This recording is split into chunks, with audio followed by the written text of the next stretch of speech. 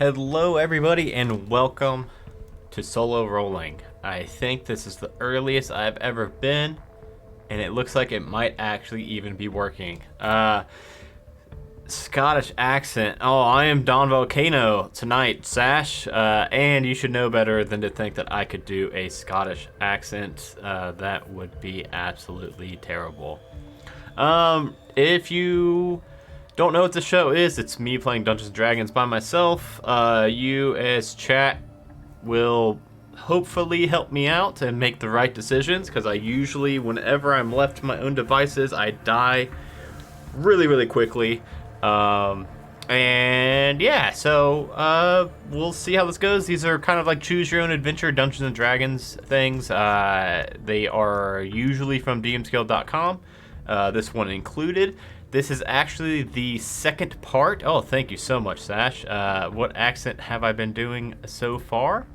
I've been doing my Scottish accent. I'm doing my Scottish accent right now, actually. I hope I'm doing very well with it. But yeah, so this is going to be part 2 of the Citadel of the Raven. If you didn't watch part 1, don't worry. I'm about to recap it perfectly, flawlessly right now. So this adventure is actually technically it's part 3 in I believe it's a 5-part series, but the first one isn't really connected to the second one and the third one. The first one's kind of a standalone, and then the second one, it was really kind of a sandbox in a town I think mostly to get me some gold. And to do some shopping and do some like side quests. It wasn't really super important to this story, I don't think. So I don't think I need to recap that one that much. All that you really need to know from that one is that there is this king tyrant ruler named Moonshea, or something similar to that. And nobody seems to really like this person. The Zhentil are holding this, they're pretty much occupying this city called Zhentil Keep, which is where I was in the second book. And at the end of the second book, I got a messenger from like a Zhentil spy who was working against the Zhentil and invited me to come and meet with this band of, they're called the Knights of...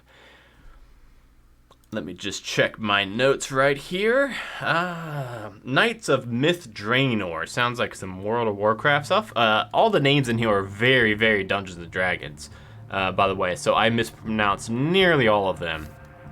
And yeah, so their mission for me, should I choose to accept, I did accept, was to find these secret sewer tunnels under the Citadel of the Raven and kill the usurper Moonshea. They know about these tunnels through Moonshea's... I'm probably butchering that name. It might not even be anywhere near... I know it's got moon in it. And so... overall, my goal is to find these secret tunnels, get into the Citadel, and kill Moonshea.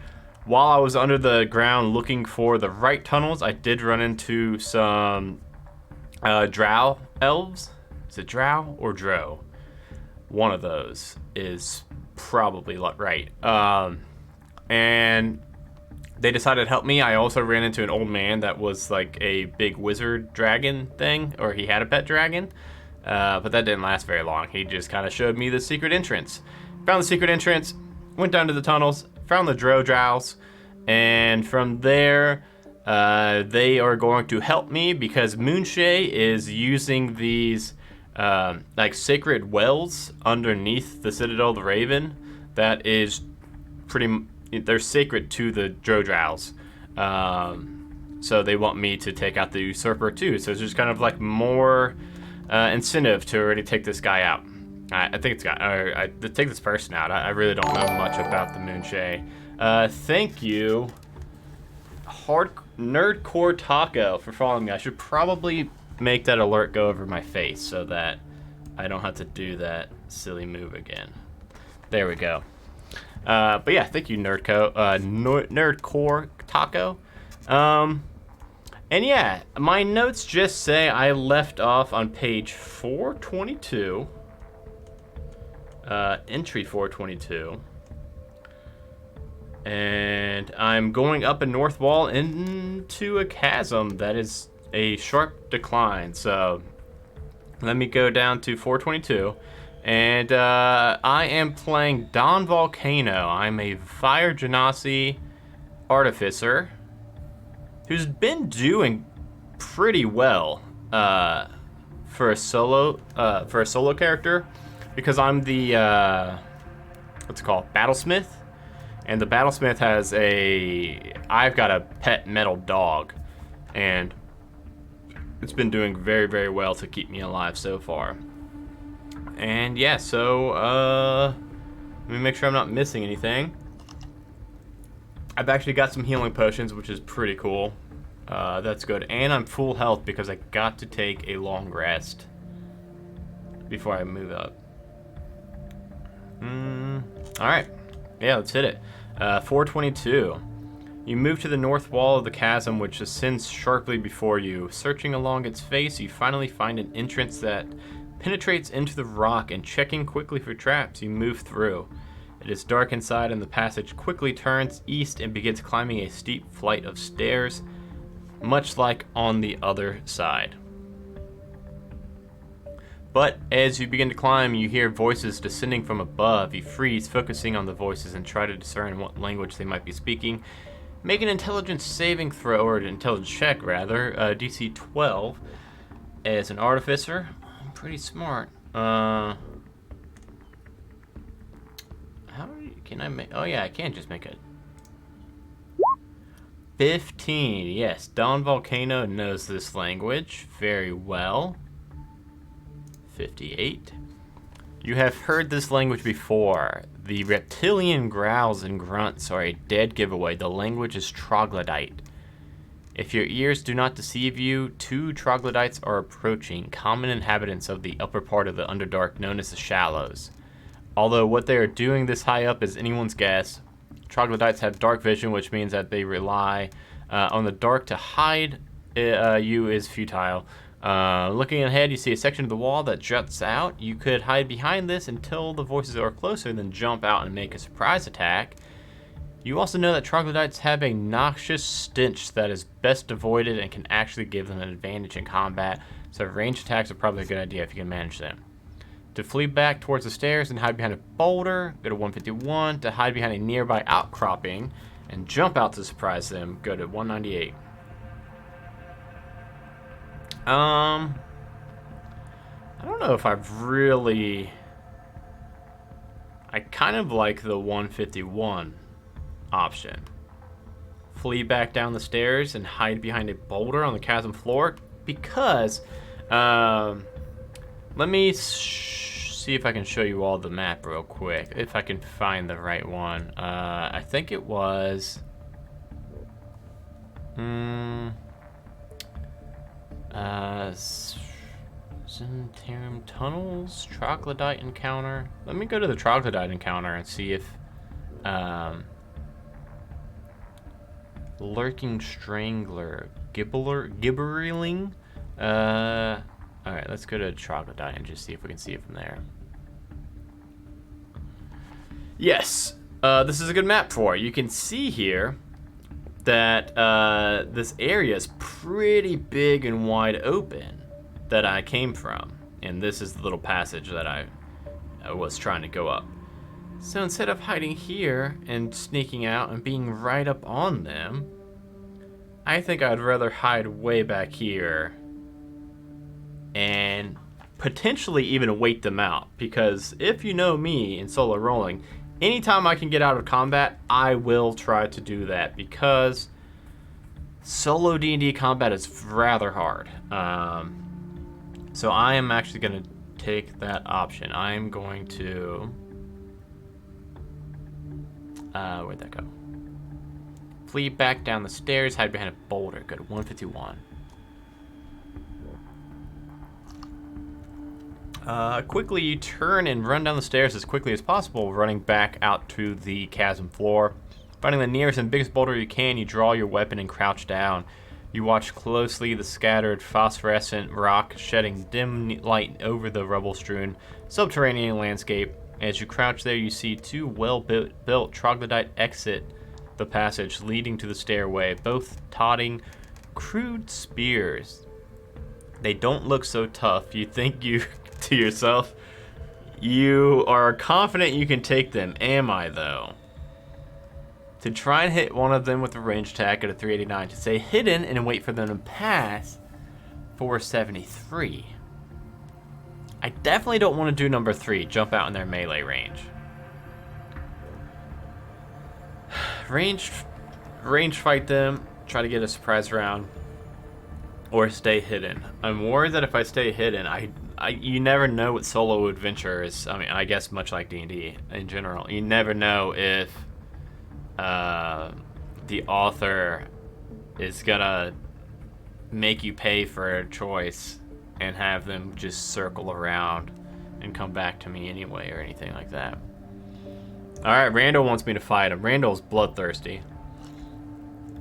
Let's get him. Just because, if not... no, I don't know.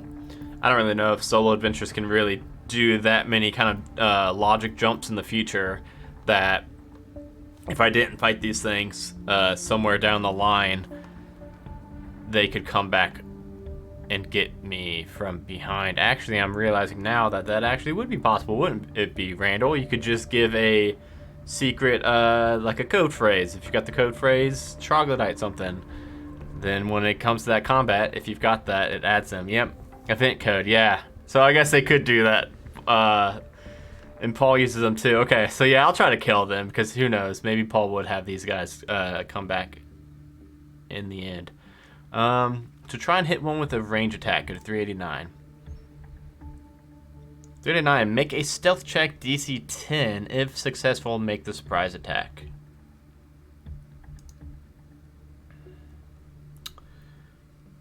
+2 to my stealth. Ooh, 13. Everybody, roll 20 usually isn't this nice to me, so, okay. You survey both troglodytes, considering which one you should attack. Make your decision, and then roll an attack roll with advantage, aiming for an AC of an 11. The troglodytes quickly turn in your direction, hissing hatefully at your unexpected attack. Take a note. Oh, and then progress to... Okay. Oh, that's a good question. What combat would I use? Thank you, Mikio Tokyo, for following. I think Ray of Frost is what I was using a lot last time, and it was actually doing really well. So I'm going to try to hit it with Ray of Frost with advantage, and I'm looking for an AC 11, and I've got a +5. Oh, dirty 20. Oh, it's going to roll the big dice because I clicked it too fast. That one was a 6, but plus a 5, it would have still hit. Okay. I don't know why it rolled. Oh, weird. Oh, weird. Now, Roll20 did an update, just for those of you that may be curious. Roll20 did an update where everything looks a little bit different. Like, you can see where this says Ray of Frost right here, and some rolls you make, you can see they've got like these little boxes. They look a little different then. And apparently the D&D Beyond extension for Twitch also updated, because it used to, if you clicked twice too fast, the second time you clicked it, it would make a physical dice roll on your screen, but nothing else. That time, it did the physical dice on my screen, but also did show the roll in Roll20. It was a 6 + 5. Okay, 8 points of damage to that troglodyte. Oh, these look like Zarbanon. Okay, place of tokens, if using location 2. Okay, so they will be the ones more in. I did. Roll initiative. Let me do my initiative. Whoa, not good, Don Volcano, not good. Yeah, I was guessing that they were going to beat my initiative. How much HP they got? 13? So one's got 5 now, and one's still got 13. That one's also going to be slow, though. Movement speed, 30. So I think Ray of Frost does -10 to movement. Speed is reduced by 10 feet. So let me just double check this map. Oh boy, they are far away. 1, 2, 3, 4, 5, 6. Okay, so yeah, neither of them will be able to get to me, but one will definitely be lagging behind. Cool. Everybody, I love Ray of Frost. People tend to take Firebolt instead of Ray of Frost. I guess it's 1 damage die higher, but with that -10, if you're really using, not just using Theater of the Mind, and if you're actually using combat maps like this, I think that Ray of Frost 10 feet really can help you out. Okay. On their first turn, they will position themselves 20 feet away and throw spears at me. If you are in location 2, they will drop spears and attack with bite and claws. I don't know which one's location 2. Oh, go with the north positioned tokens. Okay. I'll have them throw spears at me because they wouldn't be able to get to me. Take a note of the stench trait. Their stench trait is any creatures succeed DC 12 or con save or be poisoned. Okay. All right, I think I can do this, Randall. I think you're right. I think Don Volcano can handle himself in this one. Okay, so I think they're both gonna be able to easily get within spear thrown range of me. Yes, 20 foot, 60 foot. If we're gonna really get nitpicky, 1, 2, 3, 4. Or 1, 2, 3, 4.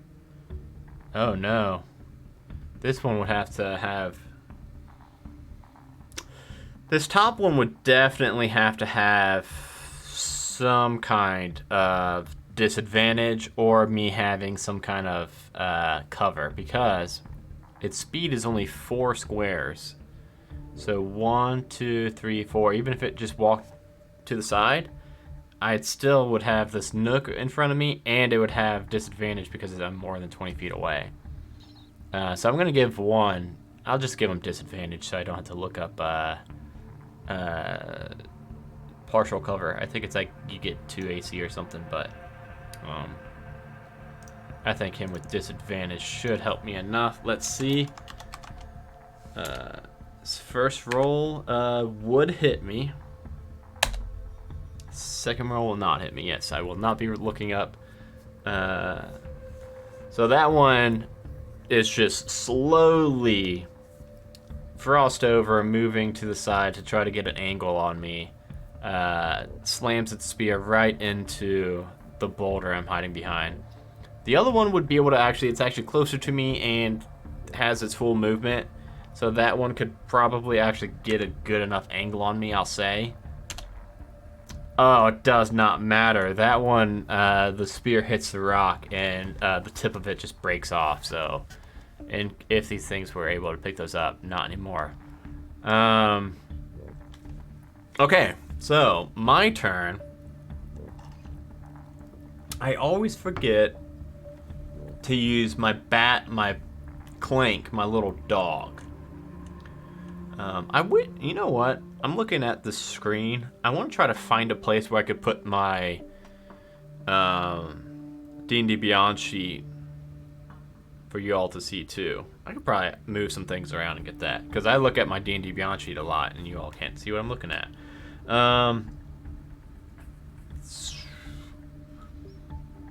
Let me see what that can do. I think I have to use my bonus action to activate that.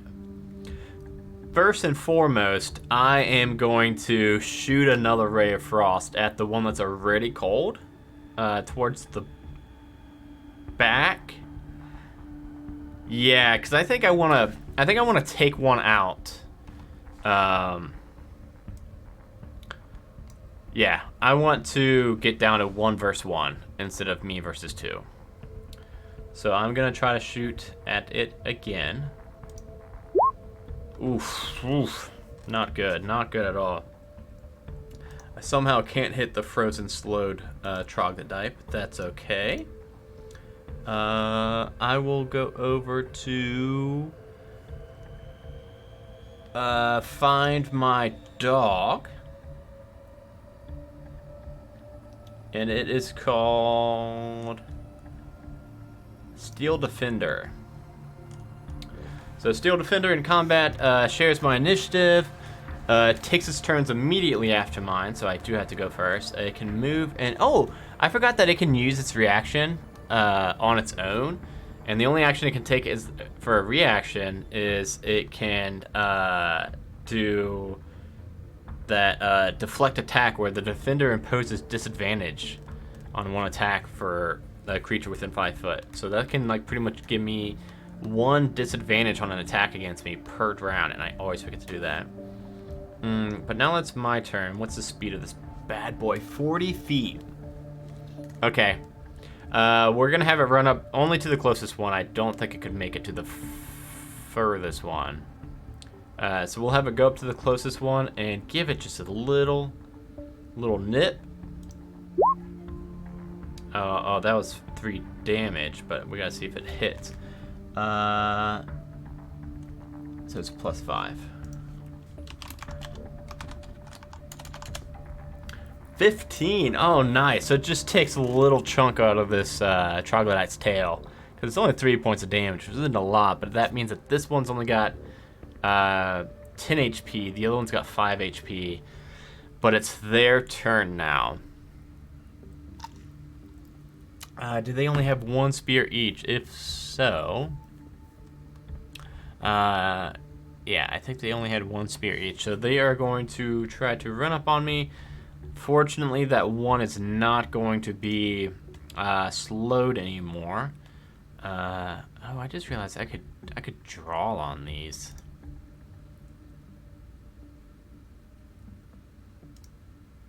Maybe not. Oh yeah, I can. Oh, I might start using this maybe. So this one could have went. This one actually could have gotten like right here last time. So that one is definitely going to be able to get up on me. This one back here. 1, 2, 3, 4, 5, 6 can get to right here. Now the question is, I don't know how to erase that now, so maybe that's not the greatest thing. But either way, one is going to be able to bite and claw at me. Multi-attack. 1 bite. 1 bite and 2 claws? Oh, that's changing a lot. Ooh. Okay. Oh, that's gonna suck.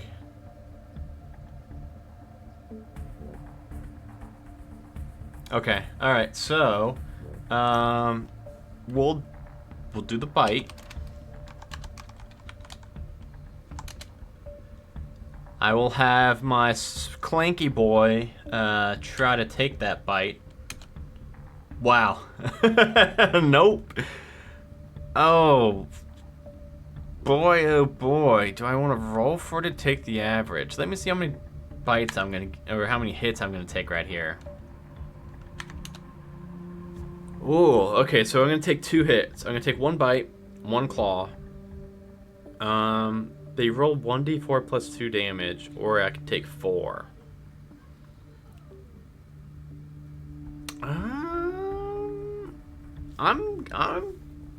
I'm gonna take the 4.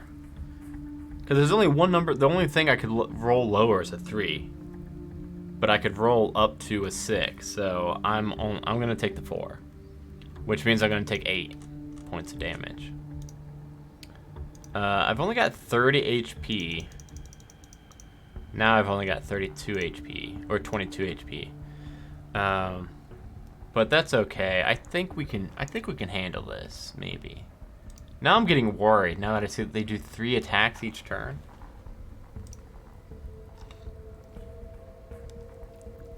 I wonder... Oh, you know what I could do? Oh, this would be a really good time to use that. I've got a spell. I think it might be a Unearthed Arcana, or it may have been in the Tasha's book, the new one. It's called Tasha's Caustic Brew. And a stream of acid emanates from me in a line 30 feet long and 5 foot wide. So I could get both of these bad boys on it. They both make a dex save or be covered in acid for the spell's duration. And a creature covered in acid takes 2d4 damage each turn. So, I think that's the only one I've got that could hit 2. Unfortunately, it's a save or suck. Which I mean, that's really all I've got. I do have Burning Hands, and they still take half. Let me look at that map again. Could I hit them both with Burning Hands if I circled around right here? 5, 10, 15. They are only 5. There's only 5 feet between these two. And it's a 15-foot cone. And I know, getting into the Pythagorean theorem and everything, the cone would probably actually like go between them a little bit, but I don't care. I'm gonna say that if I circle around this one so that I don't get an attack of opportunity, I should be able to angle it just right and hit them both with the Burning Hands. And I've got Burning Hands because I'm a Genasi, so that's actually not going to be a gadget like most of my other Artificer spells. This is actually going to be coming from my hands. They both make dex saves. Their dex is +0. From the picture, they look a little bit more spindly, but ooh, that one saves. Ooh, that one fails by 1. Fantastic. We'll say, unfortunately, that the one closer to me saved, which sucks because this would probably be able to kill them both otherwise, but I just think that order makes sense in my brain. 12. Oh, that one that failed. Oh yeah, if it would have been the other way, if the one at the closer to me failed and the one at top saved, they would have both died. That's okay. The one close to me is going to have 4 points of damage, but I just toasted that northern one. And then my dog is going to try to bite.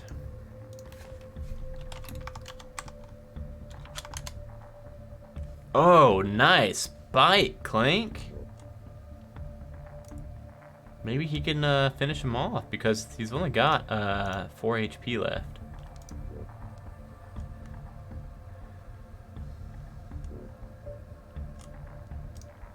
It takes me so long to find this thing. Oh, it's got 1 health left. Ooh, and it's gonna wreck me. 1 health, just barely hanging on. Barely hanging on, but it's gonna be enough to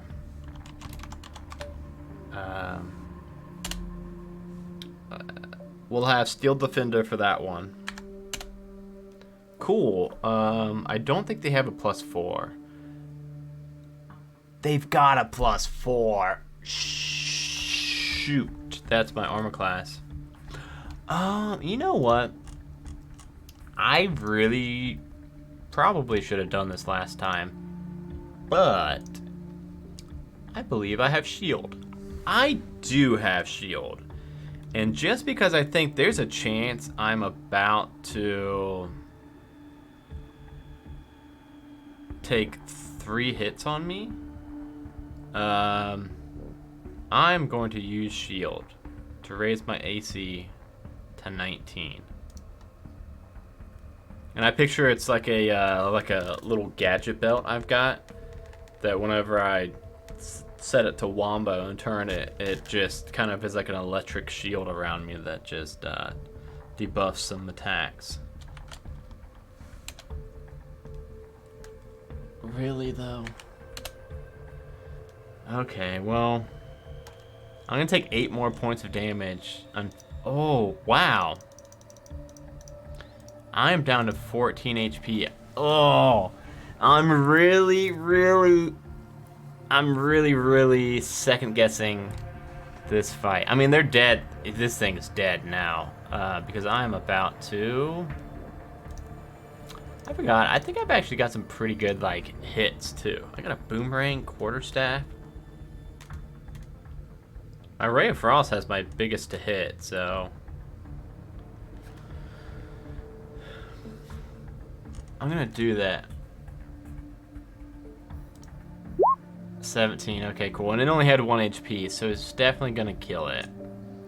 And so now, as opposed to the fire of the other one melting it away, this one is gonna get frozen solid, and I'll just push it over so it shatters. I wonder... I was just looking at if my Steel Defender can actually do a little bit more than I've been using it for.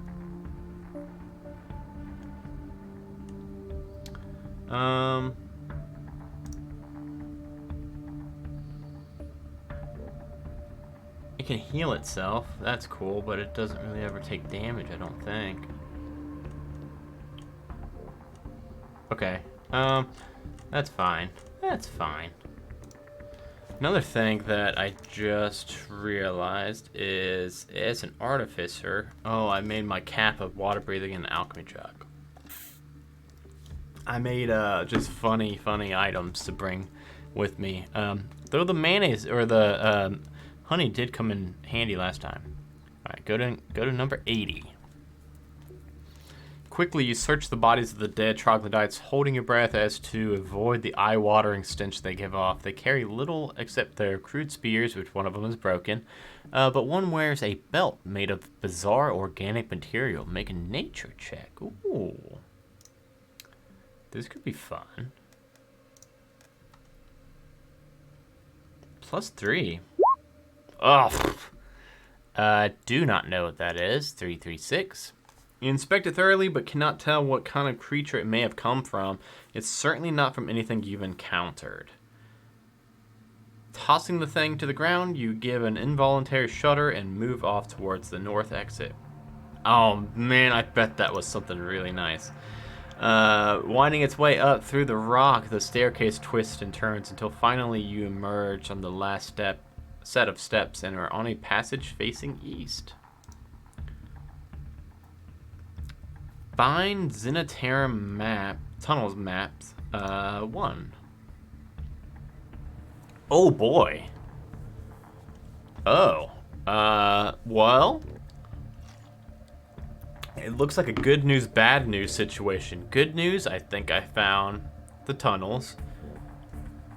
Don Volcano won't know how big this place is, but Adam now knows how big this place is, and it's looking like there's going to be a lot of combat, probably. Oh, I've got 2 health potions. Yes. Drink a health potion.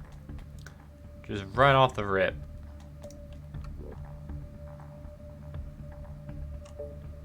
If I can find them.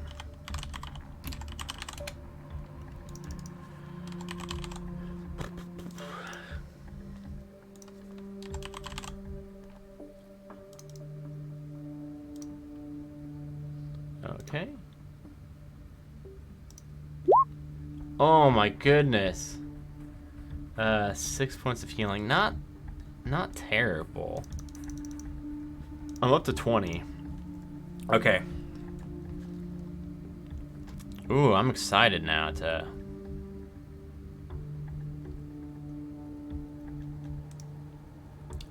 where'd that go?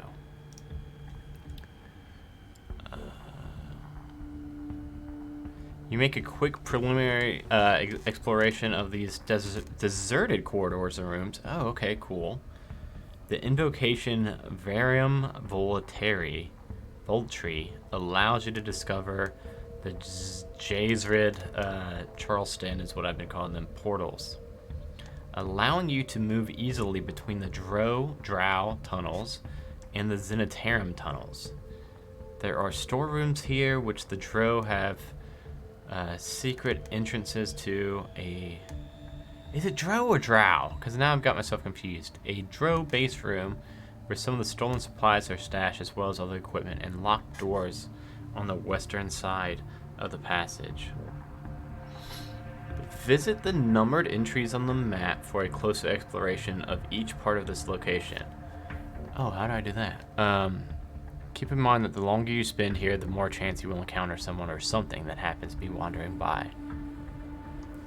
Ooh. It's a good question. Do I want to explore any of these? I don't think I would mind exploring. I don't really want to explore the empty rooms 364. 122 probably wouldn't be bad. And 85 probably wouldn't be bad. I'm gonna go to 85 because it looks like some kind of like statue or altar right there. So I think that means I actually go to 85 on this.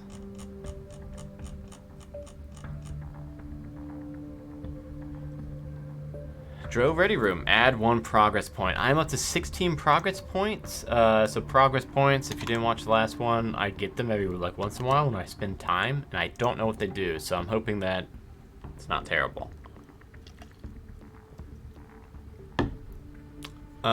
Entering by the north door, you immediately see the similarities between this room and the room where you met the Charlestons. Against the south wall is an idol of Verum on an altar, and there are supplies and crates and barrels in the room. If you have been to the storerooms, you will see that they have looted. Okay. There is also a bed where you may take a short rest. Oh. If you take a short rest, take 2 progress points. For the sake of this area, that will count as having taken the same amount of time as exploring another 2 locations. If you wish, you can meditate or pray before the deity, asking for a boon to help you with your quest if you are of evil alignment. Add 2 to the following check. If neutral, add 0. If good, deduct 2. I'm good. I won't do that. Oh, I could just do it for free? Okay, so, couple things. I am gonna take a short rest.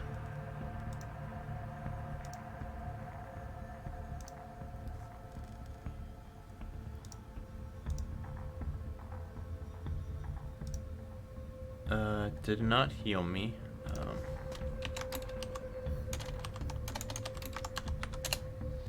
Whoa, 1 plus my con. 1 plus 2, that will heal me 3 points. That's actually not too bad. I'm at 23 now. So that's gonna be plus 2 progress points. And I'll go ahead and pray to this deity. It's gonna be minus 2 to whatever I get right here, though. Ah, 13. Oh, it's close. If I didn't have to get that minus 2 for being good. Alright. I think I'm good. I'm gonna go up to 254 now. Did you explore 3 locations? I did not. Wait. Maybe. I may have.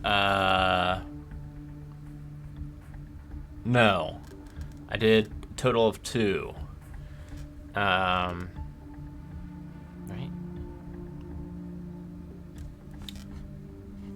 Yeah.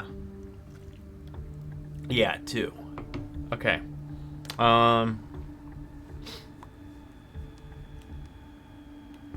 Select the appropriate option below. You may explore another location if you're leaving via the Charleston tunnels, if you're leaving via the Zenitarum tunnels. I don't know. I think I'm leaving via the Zenitarum tunnels, right? Because I want to go up to the Zenitarum stuff. So I'll put that I'm leaving towards Zenitarum tunnels.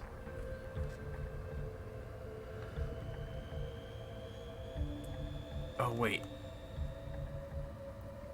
Yeah, okay. I think so. I'm trying to think what the difference that is. Let me look at this map again real quick. Oh, okay. So this is the Zenitarum tunnels going up right here. This is the Drow tunnels. Which one would I want to do? I feel like if I go to the Zenitarum tunnels, I'm gonna have to fight like people, and if I go to the other one, it's probably monsters and spiders and shit. I'll do the people. I'd rather fight a person than a giant spider in real life and in D&D. So yes, you walk north for what seems like many miles. Whoa, it's a lot bigger than I thought. Pausing for a short rest along the way. Are you kidding? Don't mind if I do though, because I only used one hit dice last time.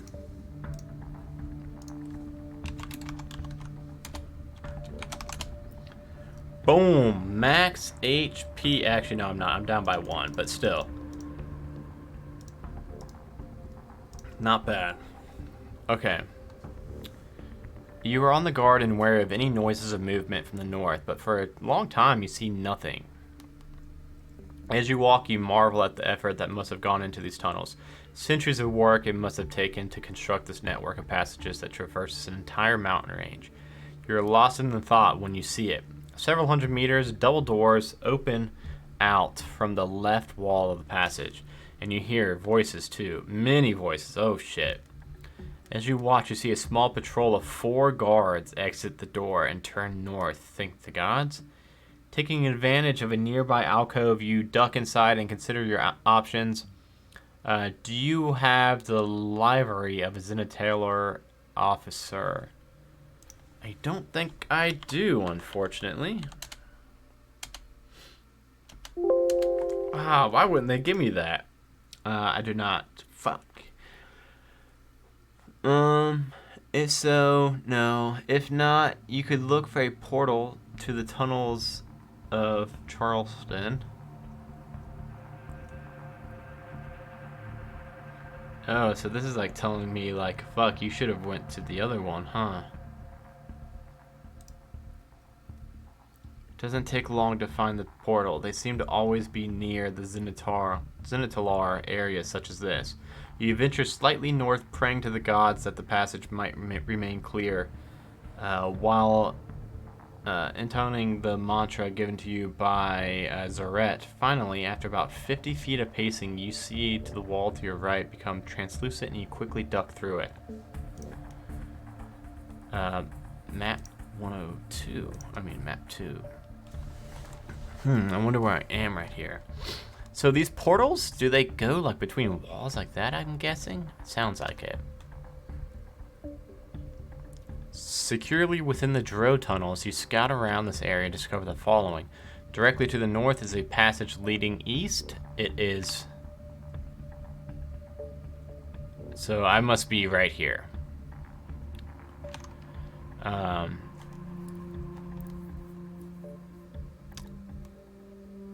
Where was I? Passage leading east. It is rough-hewn and slopes downward, tunneling deep into the earth. Looking through the magical Drow portal into the Zenitarum tunnels, you see that to the north there is a set of double doors in the left-hand wall where Zenitarum soldiers are coming and going regularly. This appears to be a barracks of some sort. If you are wearing the livery, it may be safe for you to explore that area. It will require some cunning and deception.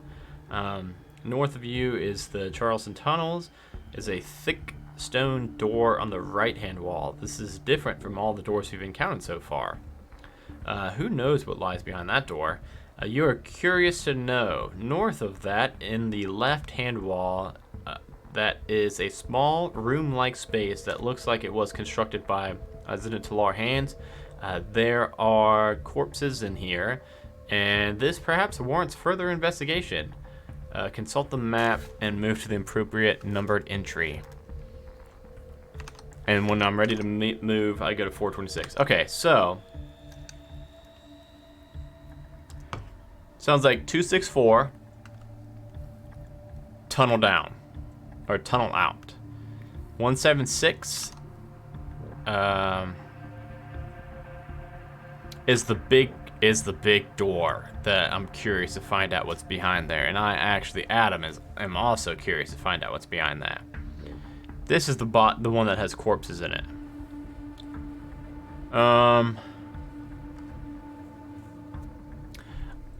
I'll go mess with that big door. 176.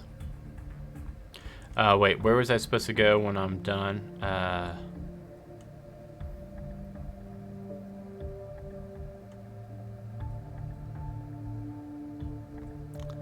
426.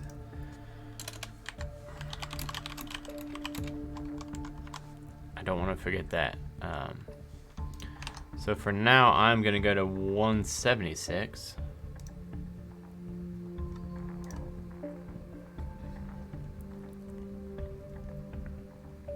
Hey Randall, if you're still there, when do you have another date or a date yet on 8 Petals Part 2?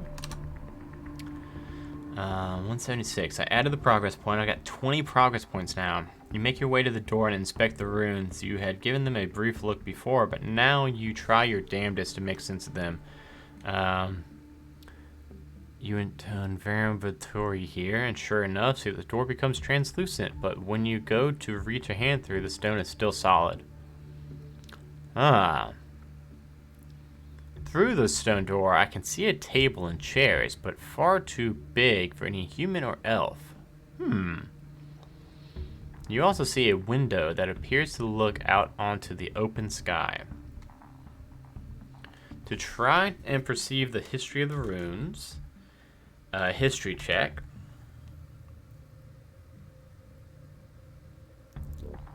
One sec. Finished the beta this week. Had over 100 testers. Wow, how do you even find 100? How do you even find 100 people to test? That's crazy. Oh,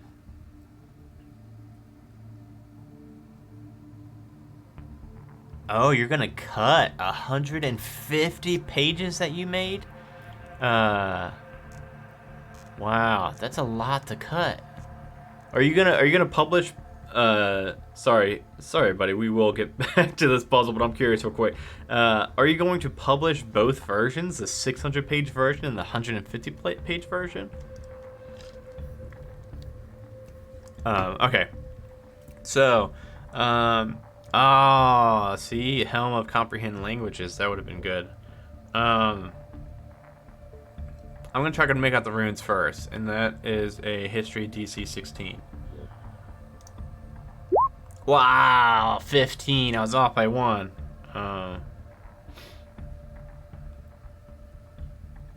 Oh, that's awesome. I'm really excited for that.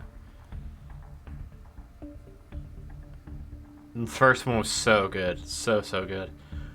I'll check for traps, I guess. 55. Perception roll. 18. There's a good roll. Here we go. We got a broken hyperlink here. Paul, we got a broken hyperlink. You search thoroughly around the door, but see no indication that there are any traps here. To open the door, go to 352. I mean, I'll try. Holding your breath, you gingerly turn the handle. You are immediately met by a delicious aroma of freshly baked bread. You look at the large high table and see that a feast has been laid out. Light from dozens of candles bathe the room in a pleasant golden glow. There's music in my ears. I'm very afraid of this. I can see a window looking out onto a blue sky with clouds scuttling across it. You are overcome with a feeling of intense pleasure. Yeah, I'm sure I am. A small part of your mind realizes that this is an illusion, possibly a dangerous one, yes. But you do not care. Oh, I care.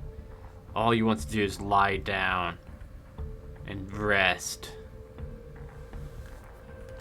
Oh, jeez, no, why'd I do this? Why'd I do this? Oh. That's gonna hurt. Oh, this might kill me. This seems really bad.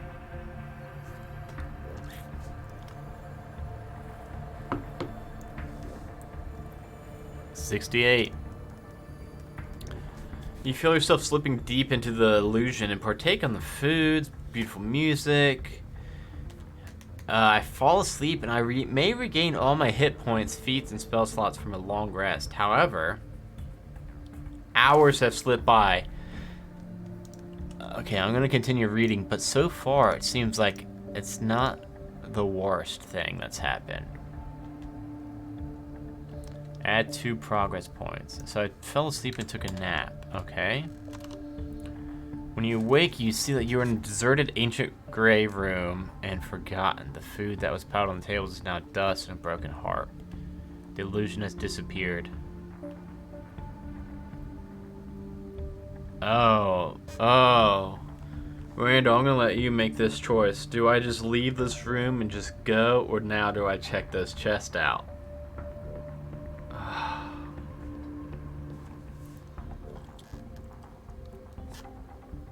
I don't know. I mean, I only lost 2 hours in there. Yeah, and you did say this is a 5-part series, so I really should be making some money.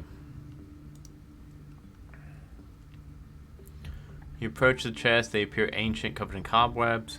You see that they are all open and have been looting, except for one very sturdy looking chest. I'm going to check for traps on that. And I'm gonna be successful. Circular glyph. Okay. Do I know anything about this glyph? Arcana check. No, you know I can't roll 2 good rolls in a row. Nope, I sure can't. You can't tell anything about the glyph, but you have a set of thieves' tool. If you have a set of thieves' tool, you can pick the lock. I might. An artificer should have thieves' tool, right? I do have thieves' tools.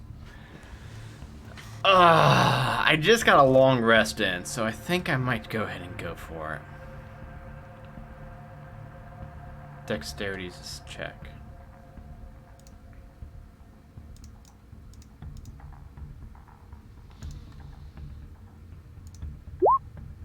Did I miss it by 1? I missed it by 1. You cannot crack the lock. That's probably for the best. Alright. I will check out that pile of dead... Actually, you know what? I don't think I really want to check out... I know, like, it seems like, you know, check out those dead bodies, but really... My argument would be that Don Volcano knows that I'm in a bit of a time crunch to save these prisoners, and that I fell asleep and took a nap. So I probably don't have a lot of time, so I probably shouldn't be just like searching around for dead bodies and stuff. So I am going to...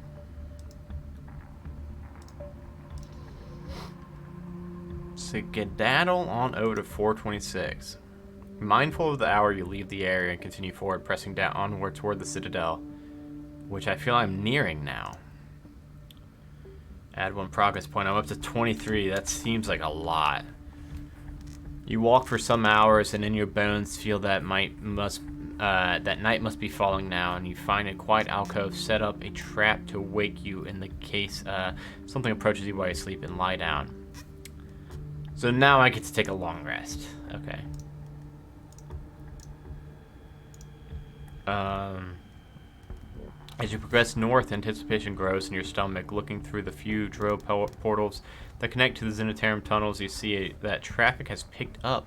Soldiers ferry goods along the well-maintained tunnels, and you must be nearing the Citadel, but you stay within the Dro tunnels, staying hidden for as long as possible until you arrive at a portal that looks out into a large chamber with a staircase at the far end.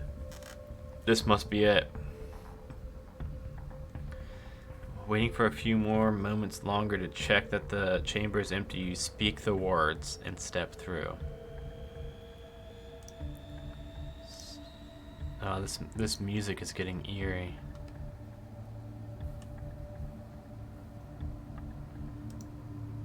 Oh, where'd that just take me to?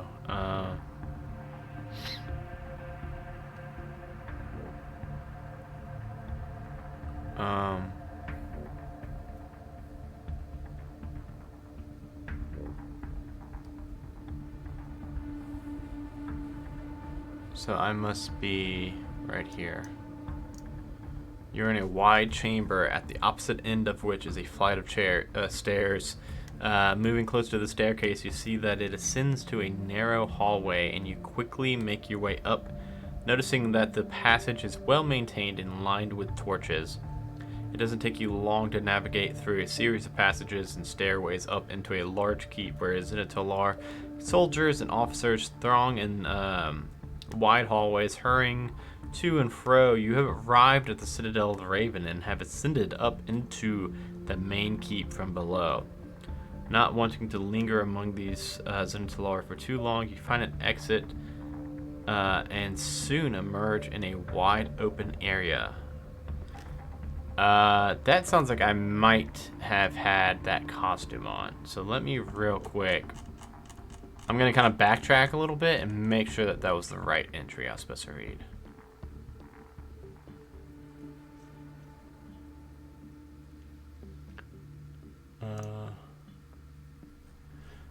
Where was I? At 426, I think it was. And then it was like 180.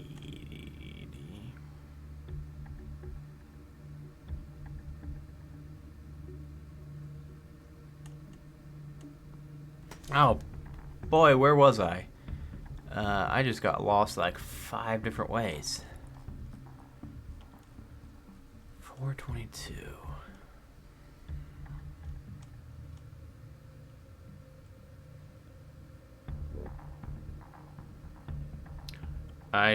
I put down... Oh, no, that's where we started. 426.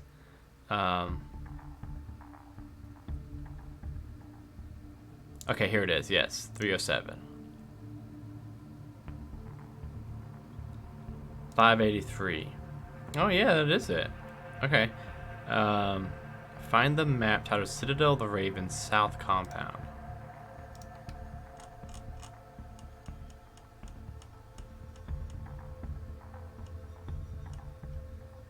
Oh, I guess it's called South Keep, not South Compound.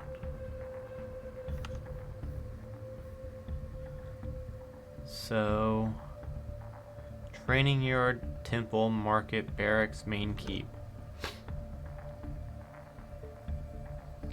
You are standing in the middle of a huge, bustling market, ringed with tents. Civilians and soldiers move here and there. I don't know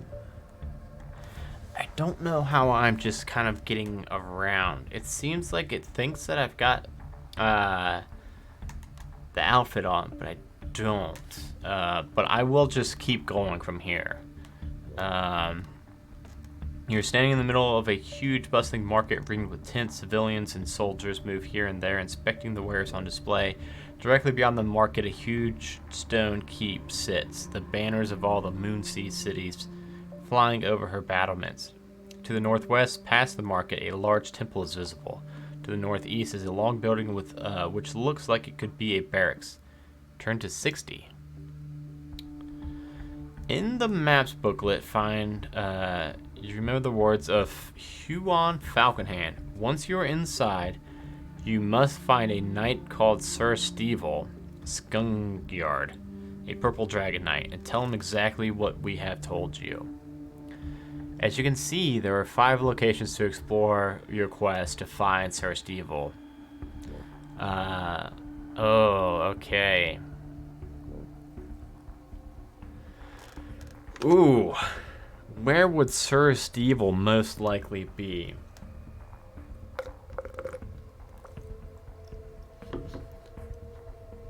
That is tricky.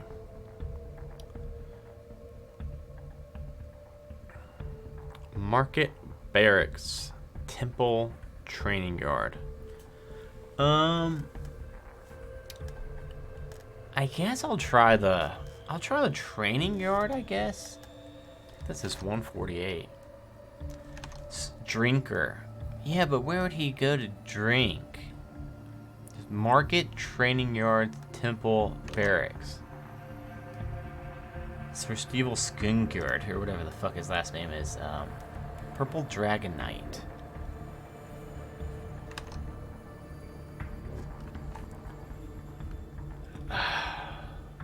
He's a sir.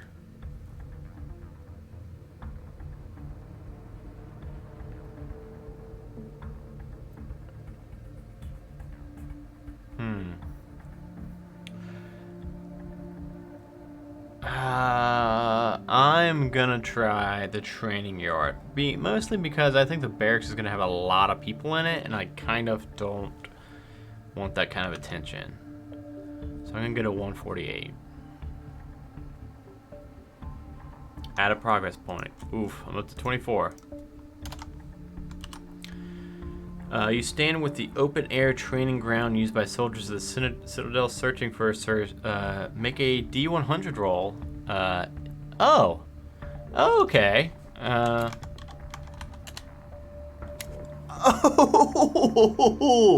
yes!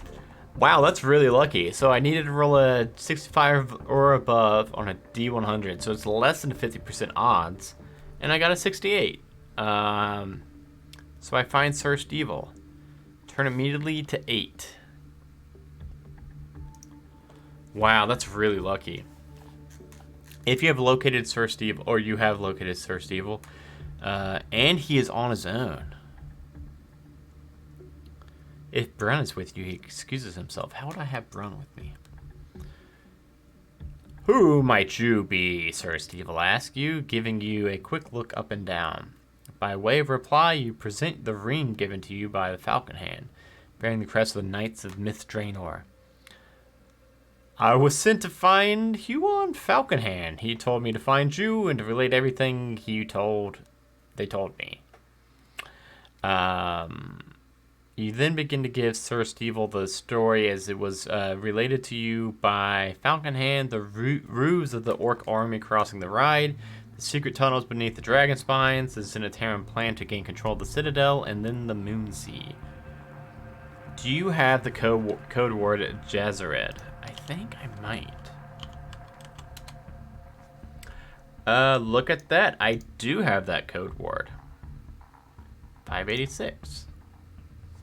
You tell Sir Stevel of the Charlesons and how Hawkhelm was lured into the tunnels below the Citadel and assassinated there by Razdel Omniflin. Sir Stevel does not say a word as you relate the story, and then when you are finished, he looks away and is silent for some time. I knew it. Or at least I suspected that Razdel was the true culprit. We'll act on this information tomorrow. In the meantime, we must get you out of sight so you don't arouse suspicion. Shouldn't we act now? Confront him with the crimes, throw him in prison? No.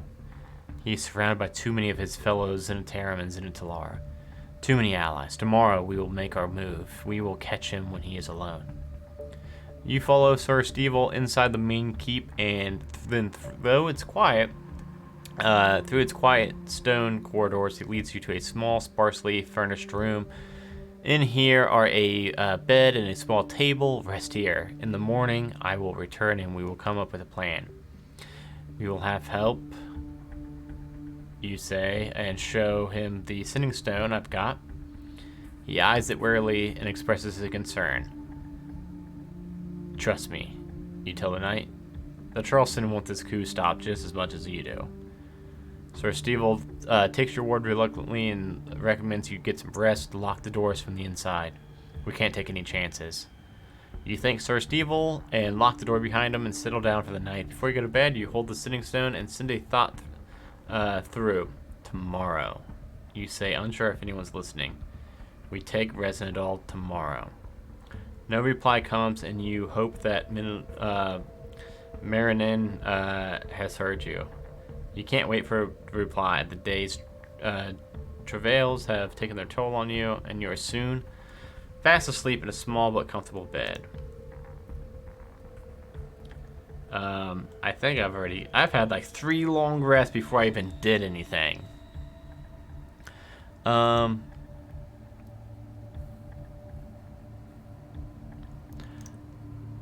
This will be a good spot. I will be right back. I'm just gonna take a short 1-minute break real quick, get another drink, and I will be right back.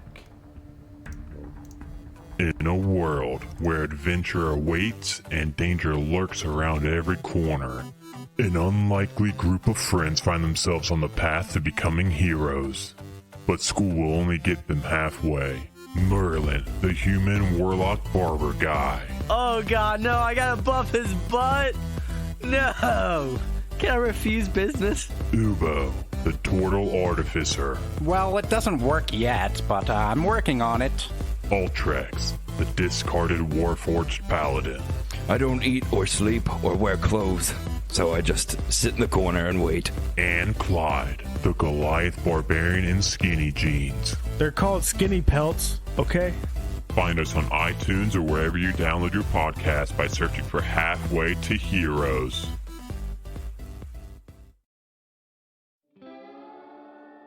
Yeehaw! Welcome everybody to Shitty Cowboys.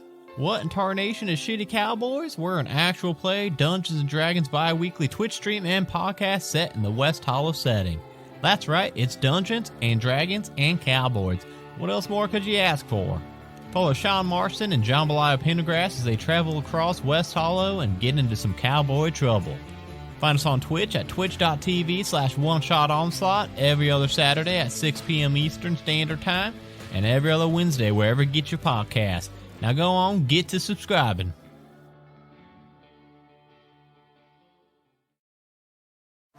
From the city that brought you Kentucky Fried Chicken comes Roll for Weird, a Monster of the Week actual play podcast. Join Philbert Fogel, Doomsday Prepper and Expert. I mean, I'm kind of like the linchpin that's keeping everything together. Lasath, the Divine. And I still owe him my life, so I would have to end yours. It would be a mess. Shadow, the Edgy Initiate. I trust him with my life. I don't know if I trust him with my car. Misty Charlotte Palladino, Spellslinger. But I haven't set anything on fire that I haven't meant to set on fire. Silas Lancaster, Elderly Vampire. They broke the mold when they made Philbert. Roll for Weird on Twitch, streaming monthly. New podcast episodes every other Friday.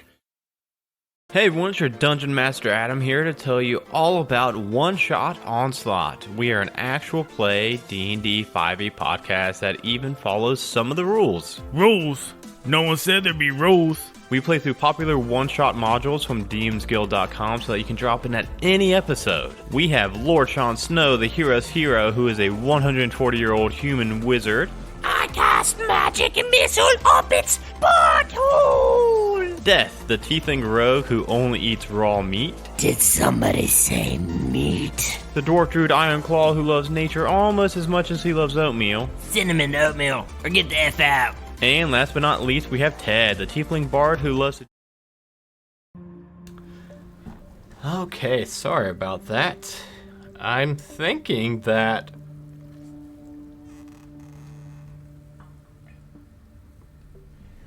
we'll finish this one tonight, which would be cool. I was supposed to have a podcast recording of the Gullible Gazette. It's a comedy podcast I'm on. It's the only Yeah, it's the only non-tabletop RPG podcast I'm a part of. We usually record every other Thursday night at 10. Couldn't this time, so we're going to push it back next week, which means I may be able to actually push through if we're not done by 10 and make sure that this one's wrapped up. You awake the next morning feeling refreshed and eager to talk to Sir Stevel. Oh, I bet something happened to him. Picking up the sending stone, you send your thought today, gathering your thoughts as you wake up. I met Sir Stevel yesterday, told him of you. He also suspected Resendol. Our plan is to confront him when he... Oh, God. Your telepathic conversation is interrupted by a violent jolt, which rattles the very wall surrounding you. Shocked to the core, you are on your feet in seconds and gathering your belongings. Quickly, you open the door to your room and you emerge into the corridor in time to see Sir Stevel running up the corridor towards you. It's coming beneath the Citadel! Come, quickly! Oh, fuck. What is this gonna be? Through the wide stone corridors of the Citadel's main keep, with you hot on his heels, grasping the stone in your hand, you send one simple message. Now. Come now. Oh. The voice from the stone responds to your head once more, and there's a note of urgency.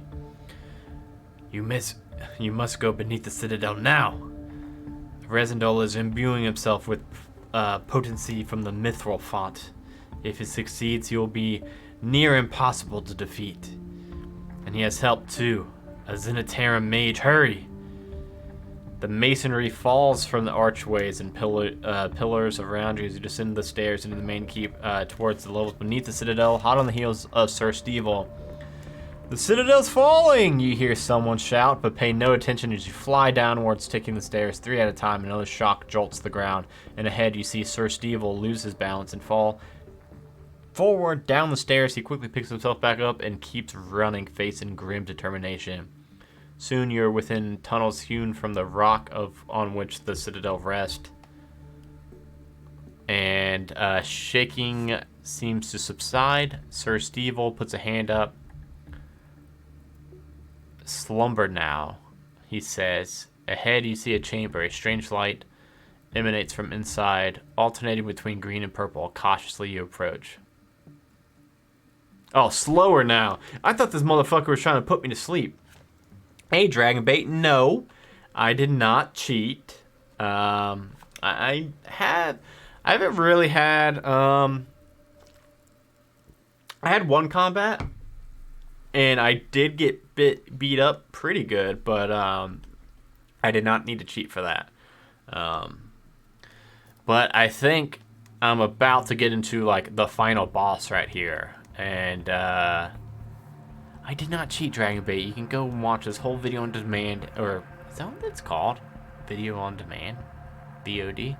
And you will see I did not once cheat. But on this main boss fight, I may have to cheat. It's final boss cheat time. Up, up, down, left, right. XX, circle. You step inside the chamber just behind Sir Stevel. So, long story short, Joe and Dragon Bait, I followed those twisty-turvy tunnels that I was in last game, and I got to the Tyrant, the usurper that I'm supposed to be assassinating, and I got here like one day early, met my inside man. He told me to rest for the night, and then in the morning we were gonna get him. And as soon as I woke up, it's like there's like a big earthquake happening, stuff shaking, and apparently he's doing something underneath the Citadel with the mage, and he's imbuing himself with power, so I'm sure I'm about to probably die. I step inside the chamber just behind Sir Stevel. Oh, you've arrived just in time, Sir Stevel. You look and you see that the speaker is a well-built warrior. I was picturing a mage voice with that one, but still. who stands before 3 huge stalagmites which spit out globs of glowing purplish energy. 4 other warriors stand nearby, all with swords drawn. We are just about to imbue ourselves with the ancient magic of the drow, which will make us undefeatable. As if to emphasize this, one of the stalagmites ejects a glob of purplish liquid which flies into the air like lava from a volcano. The liquid lands on one of the warriors, who screams in pain and drops to the floor. As they watch impassively, of course, not all can take such energy. Razadol's gaze turns to you. Who's your friend, Stevel? So Stevel draws a long sword which glints in the eerie light. I thought it might come to this, Razadol. Or Binyu, rather. But I doubted you had the nerve. Manchun must have promised you the world anyhow now. It's time to put an end to this nonsense. The Citadel will never be yours. Stevel, you fool. Do you honestly think you could defeat me? He waves a hand to his right, and from behind one of the stalagmites emerges a woman, a mage dressed in flowing robes. You do not stand a chance, my friend. Really, the only choice for you is to join me. Come. Share in the glory that Manchun offers. Under Lord Manchun, we'll rule our own little corner of the Moonsea. Join me, it's the only way. He laughs and beckons to you with an outstretched hand. What is your answer? No. It says if you have code name or code word Jazrid, which I do have. Continue reading. So I'm going to continue reading after I get caught up on chat. So Joe, yeah, this hoodie is actually from our, like, old shop. Trying to remember, we've went through 3 different shops now, stores. I believe, I'm almost positive this one came from our TeePublic, and this one's really nice. This one does feel pretty good. I think our TeePublic's still up there running, out there at teepublic.com/one-shot-onslaught probably. And then we got an Etsy shop, and my merch link is broken.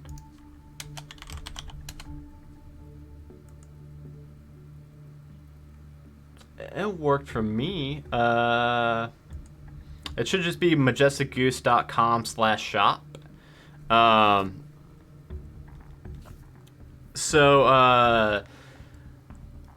TeePublic, pretty good. I like the hoodie. I didn't really like their shirts a lot, but I'm kind of a shirt snob. I have a really particular taste that I like. I want my shirts to feel a certain way.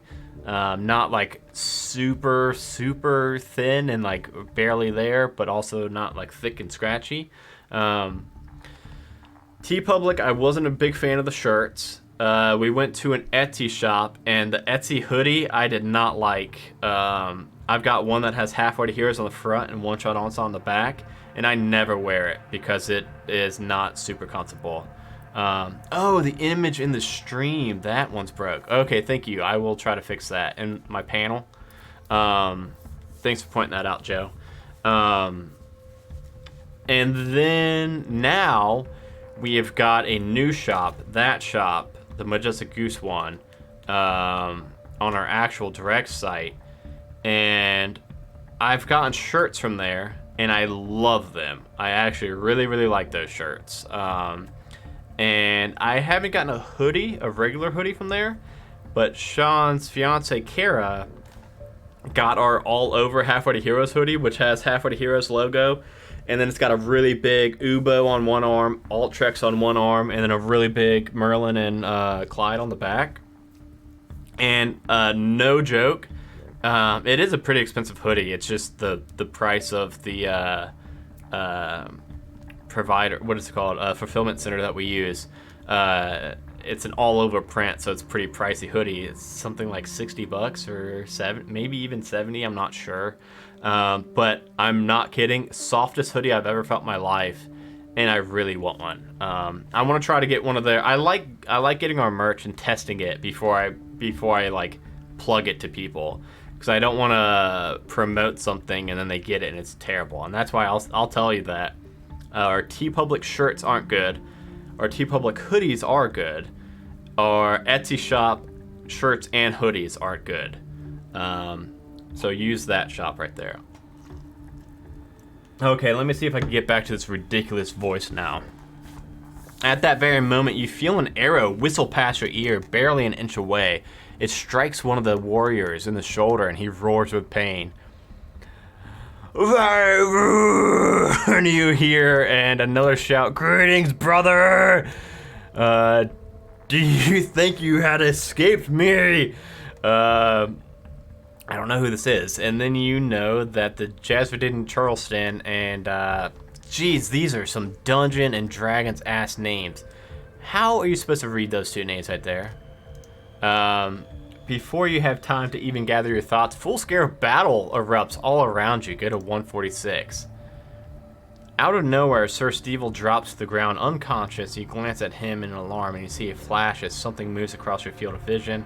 Uldren sees the movement too and quickly whips out and throws a dagger which seemingly connects with thin air. A moment later, a strange bald humanoid materializes and the slender Drow is instantly locked in battle with it.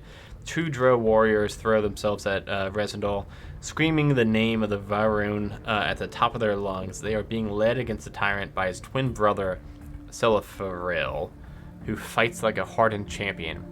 Catching a glimpse at the bot battle, however, you see that Resendal appears the more accomplished warrior, quickly with his longsword and nimbler on his feet and easily parrying all attacks. The Charleston captain, Marin, attacks the female mage with an expertly wielded short sword, and the remaining Charleston square off with the soldiers. You come to Marin's aid, but keep one eye on the battle between the two brothers. In one smooth motion, Resendal sheathes his longsword and draws another weapon, which at first appears to be a mere sword hilt. But then, with a flash, a radiant blade like a lightsaber, as bright as the sun, shoots out from the hilt, lighting up the entire chamber. The Drow cry out in pain and shield their eyes, taking the opportunity. Resendal strides forward with the mows both his Drow opponents down with two swift strikes, leaving only his brother. Marinin, when she sees this, screams with rage. Dying on the end of this magical sword, the Drow known as Foss grasps the Sunblade tightly so that Resendal cannot wrench it from his hands. And in that moment, Celifaril is upon his brother, raining down a lethal strike on him. Roaring with rage, Resendal lets go of the Sunblade hilt and raises a hand, spraying out a poison cloud toward his brother, who screams with burning pain but keeps coming. Resendal draws his longsword and squares off with his brother. With his last effort, Frost tosses the Sunblade into the font, which explodes with magical potency as the enchanted weapon falls into the depths. As all this is happening, Marignon still battles with the mage, and you rush to her aid, preparing an attack against the spellcaster. You are fools to fight Shannon, little ones. Now you will feel the full wrath of the Raven Queen and my Lord Bane. Sure. False gods. She spits and laughs launches herself at the mage. Sword flashing, you'll pay for that. We are locked in battle. Get a 275. Okay. The map for this is called Final Battle Part 1. Ooh. Part 1, you say? So it's me. Who's the mage? Okay. You'll need to control both your own character and NPC Marignon, who's right next to me. Ensure that you read Shannon's NPC sheet. Please take special note of her Guided Strike, +10 to attack, and Hexblade. Place tokens. Okay, my initiative. Big ol' 4. Okay, so it's gonna go me, my partner, and then Bad Mage. No. My partner, bad mage, me.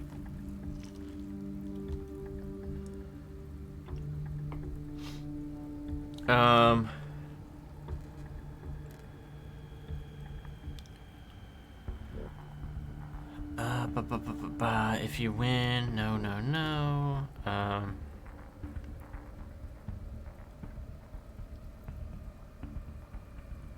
I'm a little confused because this says if you win initiative, make your attacks first, then read below. But I didn't win, so should I not read any of this? I don't know.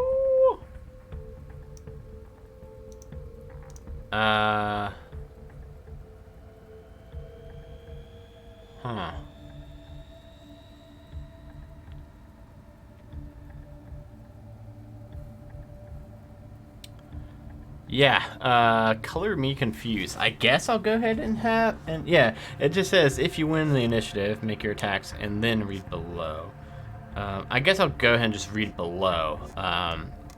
So as Shannon advances, she utters some fell words and quickly waves a hand towards Marignon, who appears to stumble for a second. The Raven's Queen's hex on you, vile wench, she screams and then charges, drawing a longsword, swinging her blade at the drowhead. Simultaneously, you hear the words of a spell forming on her lips, and she glares at you maliciously.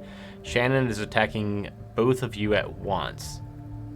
For this attack, first roll a longsword attack on Marignon, and deduct the hit points necessary. Oof, this sounds like I'm gonna need like multiple things open. Ooh, this is getting confusing. Let me see. Let me get another one of these open so I can look at some character sheets.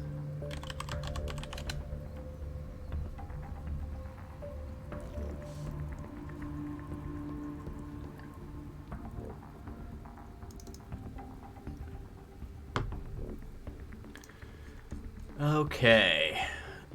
Getting the character sheets pulled up on this screen.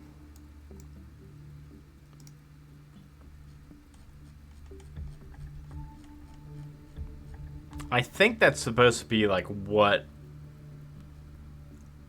she does on her turn. But first is my buddy.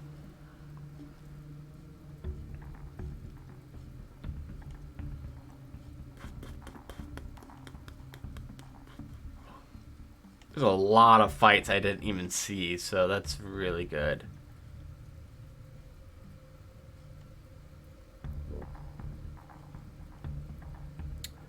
Randall, was that yours that I almost died to a freaking snake?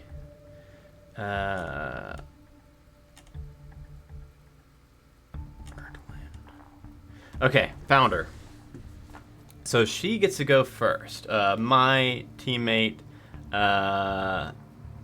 Marignon. And Marignon is... Okay, so it looks like Marignon's like a fighter type.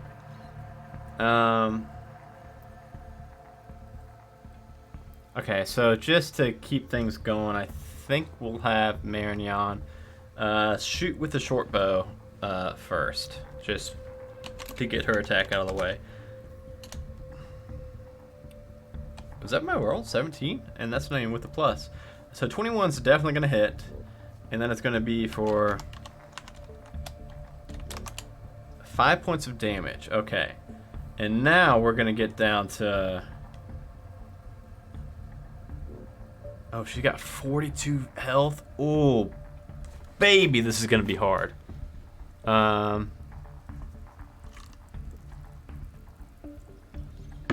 Okay, so...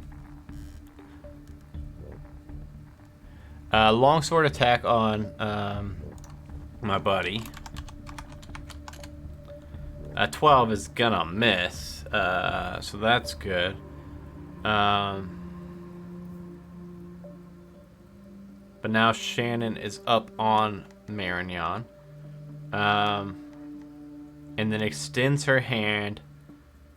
Roll a d20 plus 6 versus my AC. Haha! Finally! Nice. Now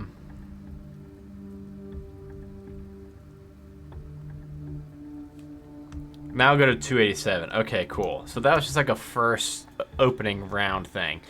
But now all three of us all together. Make your attack against Shannon.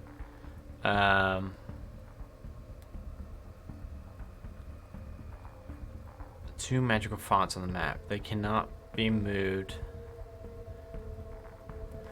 Once my attacks are done, go to 299. So it's like I could just get one round and then something big's gonna happen again. Okay. Well, I know that this is it, so I'm not gonna hold back at all. I'm gonna do some big boy magic, some big kid magic.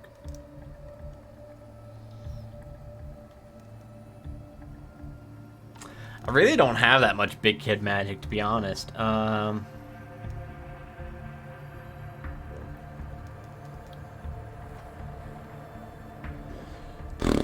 mean, I'll do Burning Hands.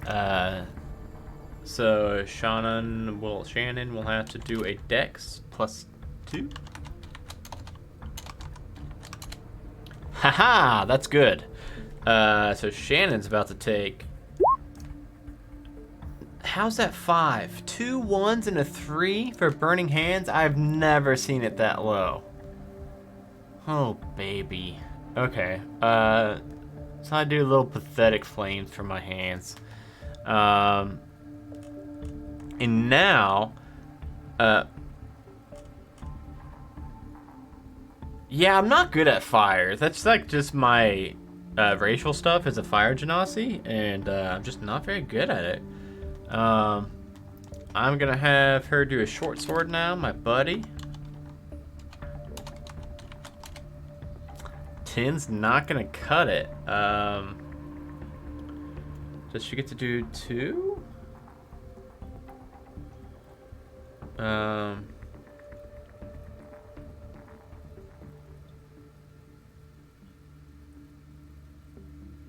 She really only has one short sword? You should have more than one short sword, buddy. Okay, it says go to 299 now. Make a perception check for each character. DC 12. This is some weird combat.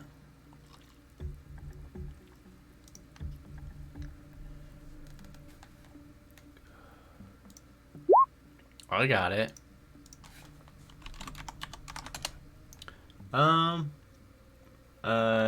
Marignon also got it. If successful. You hear a gurgling, bubbling sound, and looking up, you see several giant globules of purplish energy spew forth from the magical font. Make a dexterity saving throw for every character, DC 10. I hope that counts the bad person, too. It sounds like it does. Dexterity saving throw? Wow, Don Volcano. Really coming in clutch.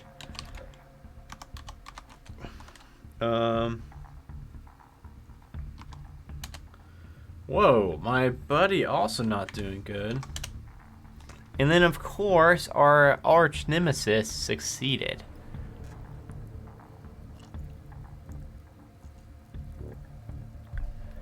Whoever fails this takes 1d8 damage. And then go to 277. Okay, so we'll both take 4 damage. 277. Deduct 1 of Shannon's first level spell slots. Okay. Shannon locks eyes with you, strides forward. You will now die, fool. She mutters and wipes a hand, glowing with magical energy, up towards your shoulder and attempts to grab you. Oh yeah, she got me real good.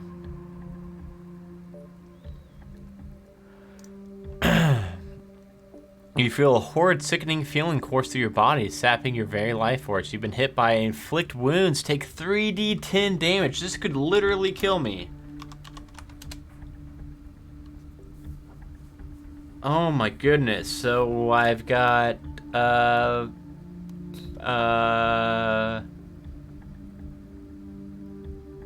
6 points of health left.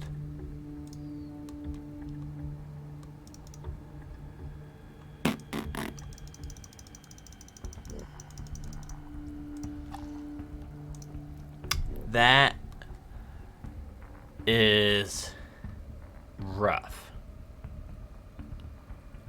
She seems to move at blinding pace once more and turns her attention to Manuron, whirling her blade at the rogue. She attempts to run the drow through.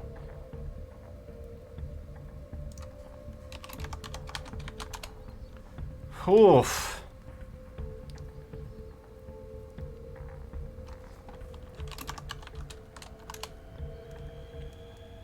Dragon Bait, I told you.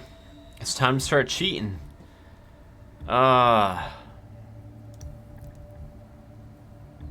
Make your attack on Shannon and then have Manuron make her attack.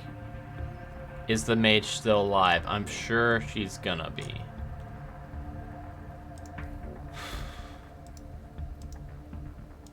I should have picked better spells.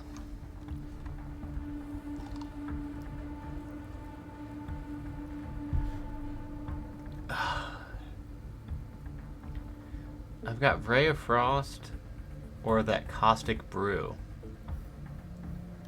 I'm gonna have to Ray of Frost. Oh my goodness, natural one.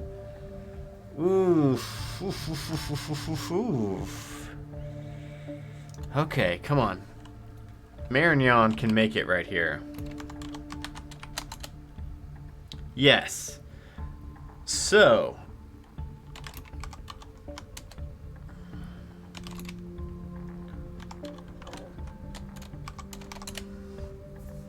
$10 points of damage. That mage is still, yes, indeed, alive. You look over towards Uldren and see that he has defeated the bald humanoid and is now striding towards Resendral. You turn, and at the far end of the cavern, you see Resendral cut down his brother Silfarel with a devastating blow. He raises his sword to deliver the killing stroke, but relents at the last moment. Laughing, the mad warrior turns and runs to an exit in the north wall. Now the Hexblade Mage is upon you, once more focusing all of her rage on you. Invoking the name of Bane, you see her blade glow slightly as it comes. Oh my goodness, guys, I've been forgetting about my doggy. Oh man, I'm gonna have my dog do one quick bite. Yes. Oh man, but my dog could also give disadvantage to attacks on me. That is what I get for not paying attention. 6 points of damage to her. Doesn't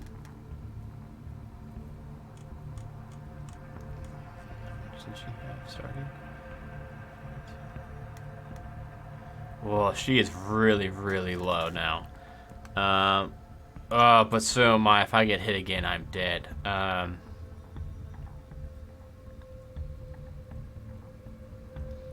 Is using Guiding Strike. Rolled. Okay. I'm gonna die. Look at that. Rolled a d20 plus 15.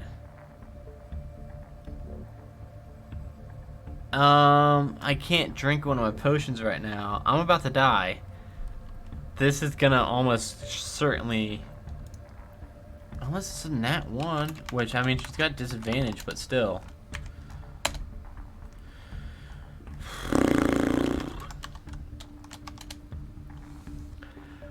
Oh, really? How much HP did I have left? 6? I had 6 HP left.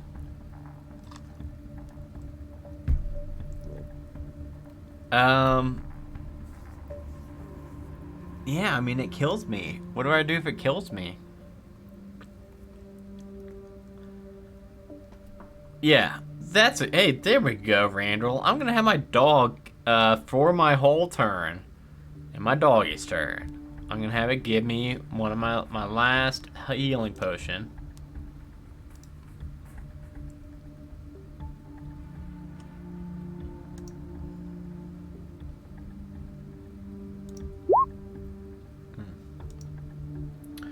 Oh my goodness, it only did 6 again. That's what it did last time too.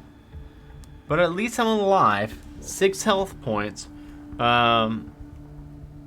Oh, if my buddy does a good hit right here.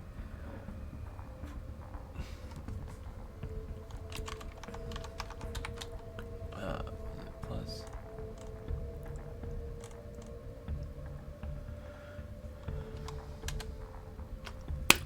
Oh, I think. Oh, thank God. I think she's gonna get it. Ha ha ha!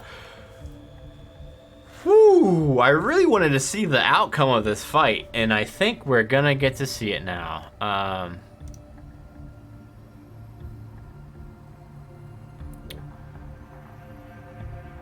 If you defeat her, go to 427. Finally! It wasn't me that did it. I died, and my dog gave me a healing potion. It was Marignon.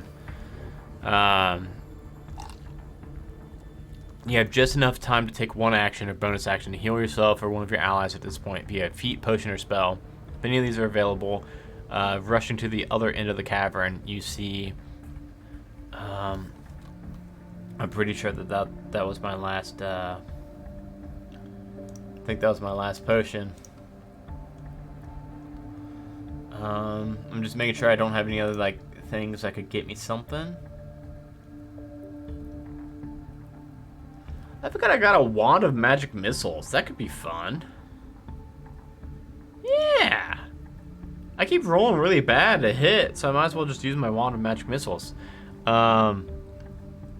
I see Silfarin lying on the floor, bleeding from a deep wound in his chest. Quickly survey him. He will survive, you decided. I just decided. And you quickly sprint out of the chamber after Uldren and the Tyrant of Zhentil, your heart pounding with the excitement of battle. The last week has seen you plunge deep into the Zhentarim intrigues from the moment you stepped through the gates of the Zhentil Keep, and now it all comes down to this, a final battle to the death with one of the most dangerous Zhentarim of all.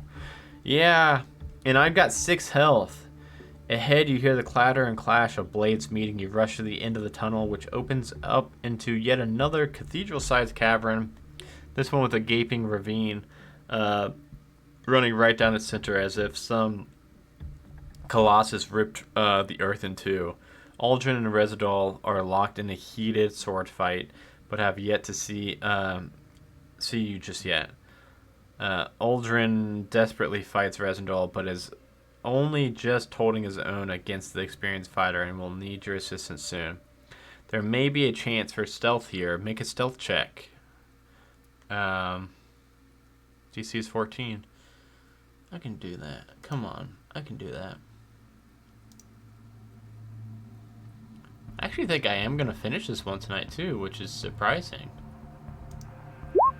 Whoa! Clonk, clonk, stomp, stomp, stomp. Our new guest, Zhentil shouts. Come, add your weapon to the fray, friend, whether it be blade or spell. Tonight we celebrate death in all of its glory. Final battle part 2. Oof. So it's 3-on-1? Oh, this motherfucker is gonna be hard. Join the combat by making an initiative roll for myself and Minron. Oh, not bad. Wow. Bad for her. Then roll initiative for the other two.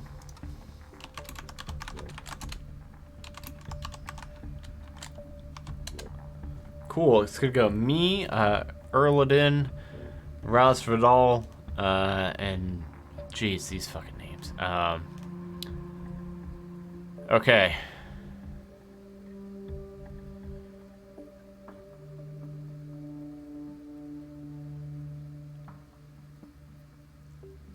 For ease of combat management, all of you will go on the same turn, and then Rasvidal on his turn. Oh, okay, so I won the initiative. So all 3 of us get a turn, and then we go to his turn. Okay. Well, I'm not going to forget my dog this time. We're going to get this. We're actually going to do this. We really are. I'm going to try to hit him with Tasha's Caustic Brew. So he makes a DC 13.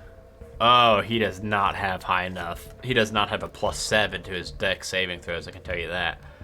Which is fantastic, because now I hurl this Caustic Brew at him and it coats him. He takes 4 acid damage, which isn't that much, but now he's going to keep taking 2d4 acid damage every turn until he scrapes it off with an action.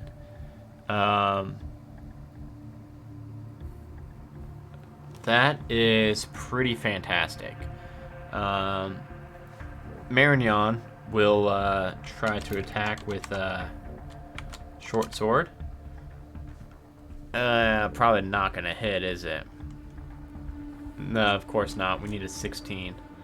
Aldrin.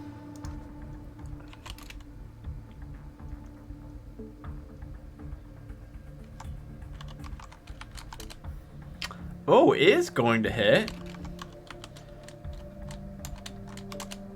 That's gonna be 5 plus 1. That's gonna be 6 plus my 4, so that's gonna be 10 points of damage. He's got 54 HP, so now he's got 44 HP. Okay. We can still do this. Resendal attacks Aldrin again if he is still alive. Otherwise, he attacks whoever perceives. So he's going to get to attack Aldrin. +6 to hit, a D10 +3. Oh, yeah. Ooh, so we know that Aldrin only has 4 points of health left.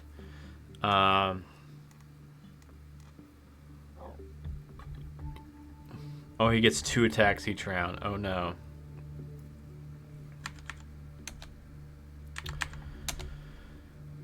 Oh, oof. Wait, no, that's how much health the guy had. Oh, no, he already kills my 3rd buddy.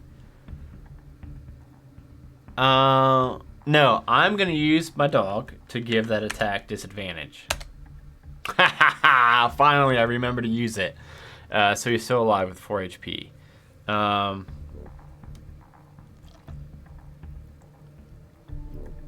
he casts Blade Ward on himself. Gives him resistant to all bludgeoning damage. And slicing and piercing damage. Go to entry 175. I'm literally just fighting this guy as he laughs like a madman.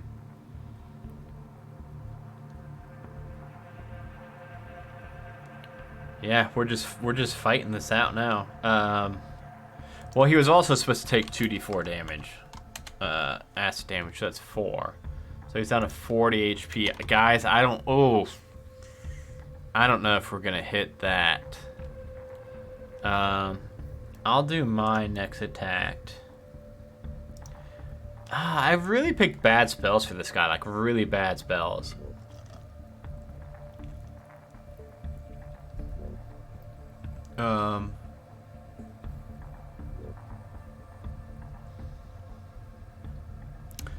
I could give that the guy he's fighting 5 temp HP, but I think that's just gonna be. I think he's gonna be dead next turn, no matter what. I did forget to have my dog bite, didn't I? But that's on me. That's my fault.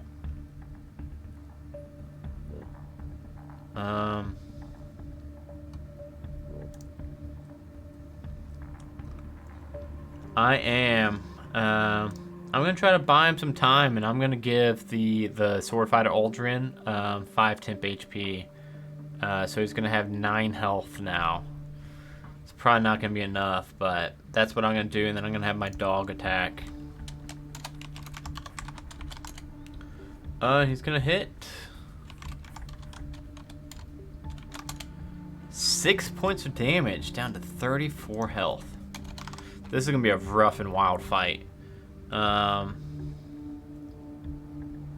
Okay, next up we'll go ahead and just do, we'll do Aldrin.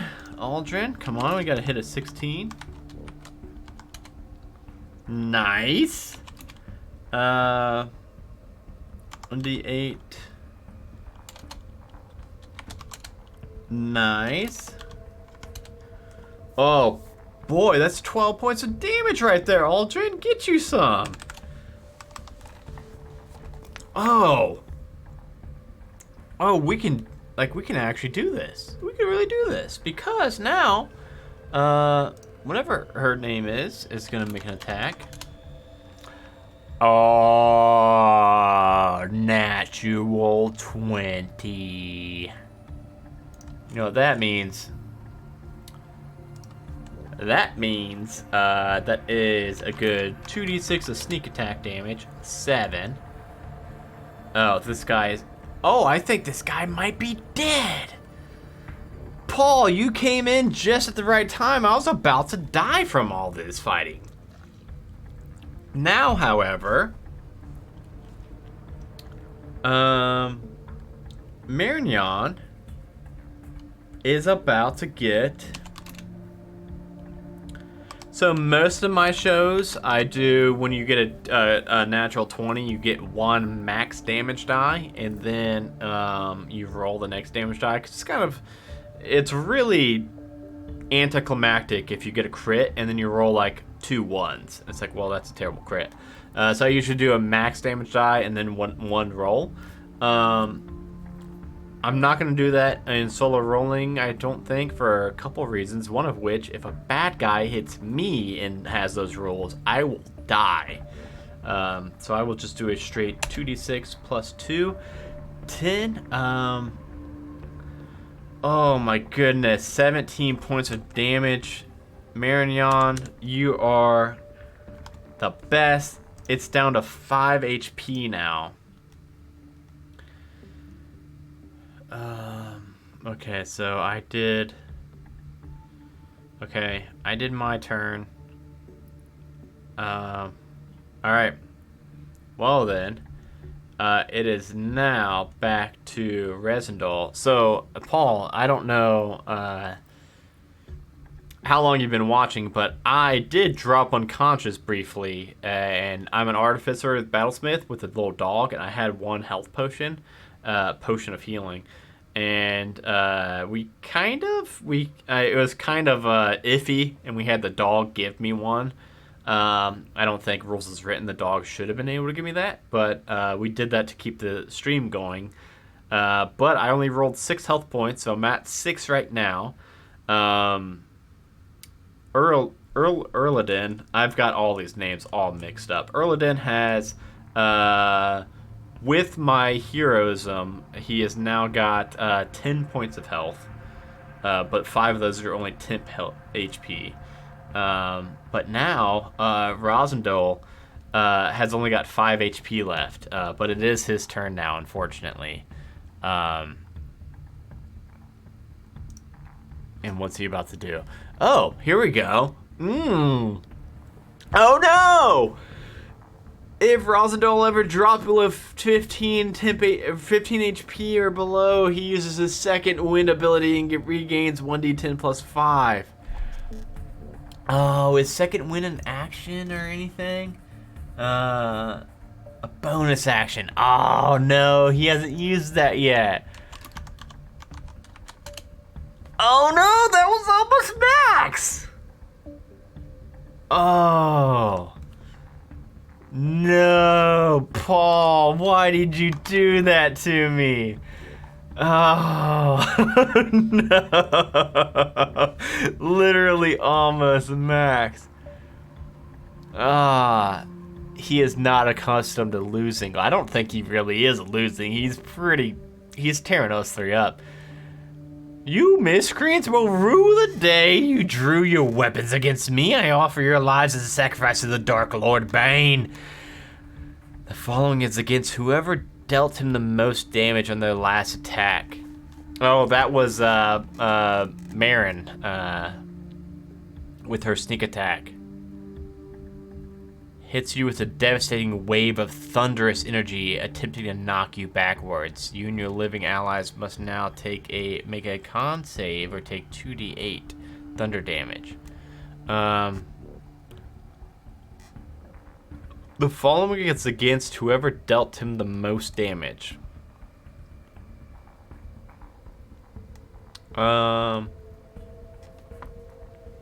So I'm guessing this is Thunder Wave. I'm only looking it up because I need to see how far. Oh, it's Self on 15-foot cube? Oh yeah, I am not up on him, luckily.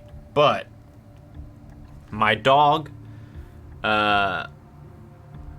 ooh, yeah. Okay, so yeah, my dog and Aldrin and Marignon are all gonna have to do this. We'll start with Marignon.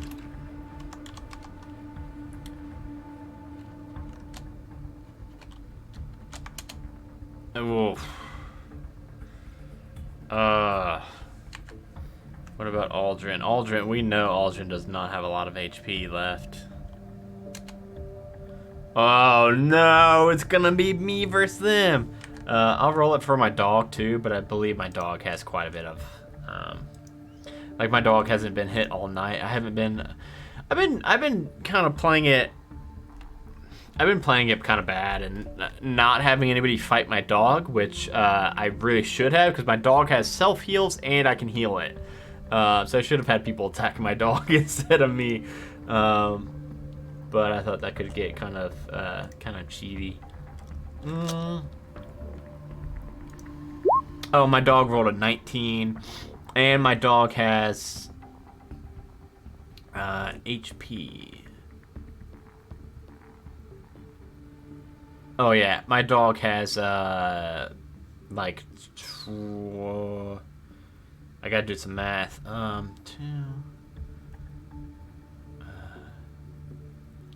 7, 22 HP, and he succeeded on this. So I think my dog's gonna be fine, but we are gonna need to roll that.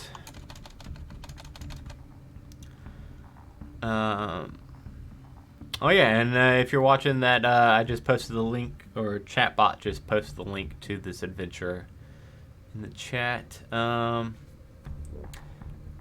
I'm rewarded. I think it's gonna be me versus this guy now, and he's got 19 HP left.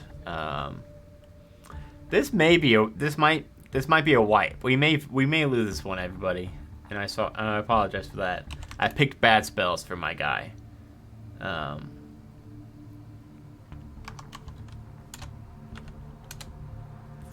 9.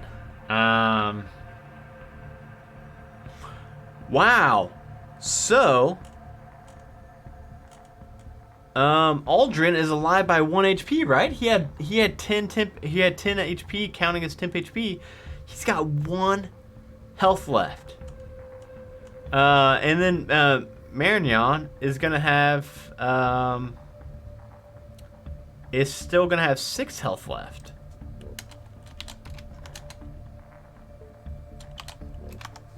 Right? He had 10, right? I believe he did. And my dog has... I'll put my dog's HP down, too. My dog's going to have 12. Okay. Okay. Oh, they're also pushed back 10 feet away from him. Make attacks for me and my allies still alive. I think we can kill him here. He has 19 HP. Oh, he was also supposed to. Sorry, he was supposed to roll 2d4 damage for 5 damage from my Tasha's caustic stuff on him. That would have killed him if he didn't have that heal. So now he's got 14 HP. I'm gonna hit him square on. Hey, everybody. I can't tell you, I was really on the fence about casting Heroism on Aldrin, I didn't think that 5 temp HP was going to do anything for him. And now he's literally alive by 1 temp HP. And he's probably going to make or break this fight right here. So I cannot be happier with that. But side tangent over. I'm going to have my dog go ahead and just try to bite him because I've got my dog stats pulled up. My dog's not going to be able to bite him. Yeah, I would think that both of them, so I'm still further back, and then it's my dog and those two, and they are gonna have to walk back up, but I will have them kind of like circling him in like a triangle formation. And with that, first off, I'm gonna try to hit him with let me find my spells. I'm gonna hit him with a Ray of Frost. Ray of Frost has been treating me nice all night. Yes, it is. Wow. So I blast him with a Ray of Frost. Drop him to 8 HP. Okay. And now both of them are flanking him. Literally, we just need one of them to hit him. They all close in on him. Marignon. Marignon's going to try to stab at him with her short sword. Oh, that's not right. I pressed type /R 1D0. A 10. It's not gonna hit him. And I believe that Erladin's is also a +4. No, +5 to hit for him at least. Do they get advantage for flanking or just do more damage from flanking? As Erladin is going to be raising up his rapier. Oh, so I'm gonna go ahead and do Oh, she misses even with advantage. She's still, I think she's getting weak and woozy. It's all down to Aldrin. And Aldrin's got a 1 HP right now. He's got a +5 to hit. We're looking for a 16 armor class. This guy has 8 HP, which if he gets hit is almost guaranteed to kill him because it is gonna be granted a sneak attack and everything. 16 to hit. So I like to picture Razendal is distracted and currently facing Marignon. And as he is, Aldrin raises his rapier and stabs him square in the back. And the sneak attack damage is of max 6, which I know now he's got 2 HP, and I know this guy does a D8 +3. So I don't even know why I'm rolling right here because it was a guaranteed kill shot as he stabs him in the back and drops him to the floor. The usurper dead.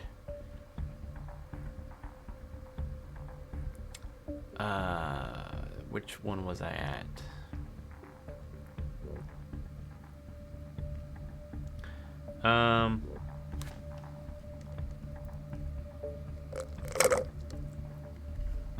Where was I? Right here. If he is dead, go to 589.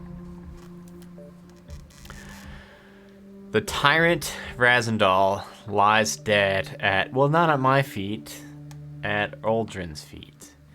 His plot to stage a coup within the Citadel of Raven is at an end. The plans of Manchun and Fizol Shimbril and the entire Black Network have been foiled. thwarted by a wandering adventurer, a free spirit, and a champion of the oppressed, whose home is the road and whose roof is the night sky. The strangely virtuous order of the Drow, known as the Jazred Shauslin, depart immediately, but Sir Stevel insists you stay, of course. He wants to give you lavish glories upon you, hold banquets in your honor, proclaim your glories throughout the Moonsea, but you tell him no. You are not one to draw attention to yourself, especially the wrong kind of attention. You know that the Zenitarum will be searching high and low to find out who did this, the saboteur of their grand plans for the domination of the Citadel and the Moonsea. And they are bound to find out sooner or later, so even after your short stay in the Citadel, you know that Zenitarum eyes are still going to be watching. Razendal was but one. Resigned to your decision to depart quickly, Lord Stivel fulfills the promise of the Knights of Myth Draenor and delivers you your 800 gold pieces as promised. Ooh, level 4! Let me just real quick.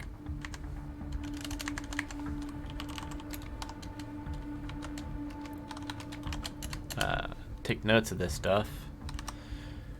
He tells you that in your honor, he will form a new knights named the Knights of the North, dedicated to protecting the Moonsea and the Dragonspines from all forms of tyranny. And as their first act, Sir Stevel anoints you Knight of the North. Sir Stevel gifts you with a fine white mare and a heavy saddle. Can I not persuade you to stay a few days longer? You shake your head. I never stay in one place too long, my friend. There's a long pause, and then your mount's breath frosts up the air, and she stamps the frozen ground, eager to get going. What do you run from? What do I run from? I don't know. I truly don't know. Perhaps nothing, perhaps the truth. Maybe I'm running towards something without even realizing it. Sir Stevel watches from the highest watchtower as you depart from the Citadel's northern gate. A horn is blown behind you, its note long and mournful. A Knight of the North rides northward. You hear him yell behind you and smile. Yes, north, into the vast, empty plain. You have had enough of the affairs of men for now. The silence of the ride beckons. I actually did it, everybody. I survived somehow, surprisingly. Really thought there were a few times right there that I was super dead. I mean, technically I dropped a 0, but with my dog being able to give me a health potion, that was kind of the iffy part. But even so, after that, coming down to some pretty lucky rolls, and I really thought we were dead right there. I thought all 3 of us were gonna die, all 4 counting my doggy Clink. So thank you all for watching, whether you're watching this live or if you're watching it on YouTube after the fact. Thank you for watching. Hope you all had fun. This is, of course, let me just scroll on up to the title page. This is, of course, Citadel of the Raven, 5e Solo Gamebooks. Paul Bimler, is that how you say your last name, Paul? I hope. I think I am gonna replay the Tortured Land. That's the one that I. Oh no, that's not the one I died on, I don't think, but I may replay it because I played that one not knowing that it was book 4 of this. Back before solo rolling was a thing, where I played these solo adventures once a week, and I did Torture Lands like a long time ago, so I might replay that. And Randall told me that this is a 5-part series, and I didn't realize that Torture Lands and Drums at Daggerford are part of this series, and I've never played Drums of Daggerford. So that one is a for sure on the list. Very excited for that one. And Tortured Lands, it's probably been so long. It's been like a year or more, I think, since I played that. So I may be able to replay that. even if I did remember anything, these things are these solo books are so big and meaty that I can play them and have, you know, a completely different playthrough of them. So I probably could run that one again. And I'm starting to realize there's really not a ton of solo books, and I'm realizing that as playing these solo weeklies, I'm getting kind of nervous about running out of content soon. So I think I will replay some of the older ones that I played a long time ago, like Tortured, and like Saviors of Sharn, and Executioner's Daughter. Maybe replaying those and just seeing how a second playthrough goes, because I surely won't remember what happened in those. But yeah, the link below, if you're watching this after the fact and on YouTube, the link will be in the description below. If you want to pick up this copy, use my affiliate link, and I'll get like a couple pennies or something kick back to my DM's Guild account, which I will use to buy more and more DM's Guild one-shots for this show and for One-Shot Onslaught. To plug a couple things, tomorrow night, if you're watching this live, I will be running a Roll for Weird. That's right. Instead of being a player on Roll for Weird, I will be GMing a special Monster of the Week Christmas one-shot, where it's still all the same cast of Roll for Weird, but everybody will be playing their spin-off characters. So even if you've never watched Roll for Weird before, you will be able to tune in tomorrow, get a fun one-shot, Christmas one-shot of Monster of the Week. Saturday is Shitty Cowboys, where we play through Wranglers of West Hollow that is available on Drive-Thru RPG. And you can also catch that on podcatchers everywhere. You can catch Roll for Weird on podcatchers everywhere. Also, Halfway to Heroes, One-Shot Onslaught. We talked about merch about halfway through this series because my hoodie brought it up. You can go to majesticgoose.com/shop and find some cool merch. I think I want to redo the logo for Solo Rolling. I'm not the biggest fan of it, and I kind of want to get a new logo for that and then put it on a t-shirt. So if you really like Solo Rolling, there will probably be some merch for it also soon. Monday will be Modra's Bloodsport Association, which we are having a lot of fun of this entire month. We are doing Christmas-themed encounters in the arena, so tune in Monday at 5 o'clock. Tuesday is Halfway to Heroes podcast release. That is going to be episode 1 of what very well may be our final arc of that campaign. The following Tuesday will be the finale to our How the Lich Stole Christmas on One-Shot Onslaught. And yeah, I think that's all. That is a lot to plug, but I think that's all I've got to plug. If you're not, you can follow us on you can support us on Patreon, patreon.com/one-shot-onslaught, and there you can sign up for as low as $1 a month, and you can play in one-shots with us. You can get a bunch of bonus content. You can get episodes early from all of our podcasts. There's a lot. You get a shout out at the end of every single one of our podcast episodes. It's a very long list of benefits you get, even starting at the $1 and up tier, and that goes all the way up to $30 a month, where if you're a $30 a month patron, you get a special plug at the end of one episode a month on our shows. We've got possibly a new stream series / podcast coming soon. It will be using the Shiver tabletop system, and it will be like a time-traveling comedy horror show. So if that sounds interesting to you, there is a form you can fill out. Go check our social media and our Discord and find that form, fill it out if you want to perhaps join in that Twitch series and podcast. And with all that out of the way, I think I'm done plugging stuff. Hey, thank you so much, everybody, for watching and chatting. Paul, thank you so much for this awesome adventure. Cannot wait to see what I'm going to be playing next. We usually make a character at the end when we finish a one-shot, but it is now 10 till 10, so we will not have time for that. So, I don't know what I'm going to do for my next character. We will see.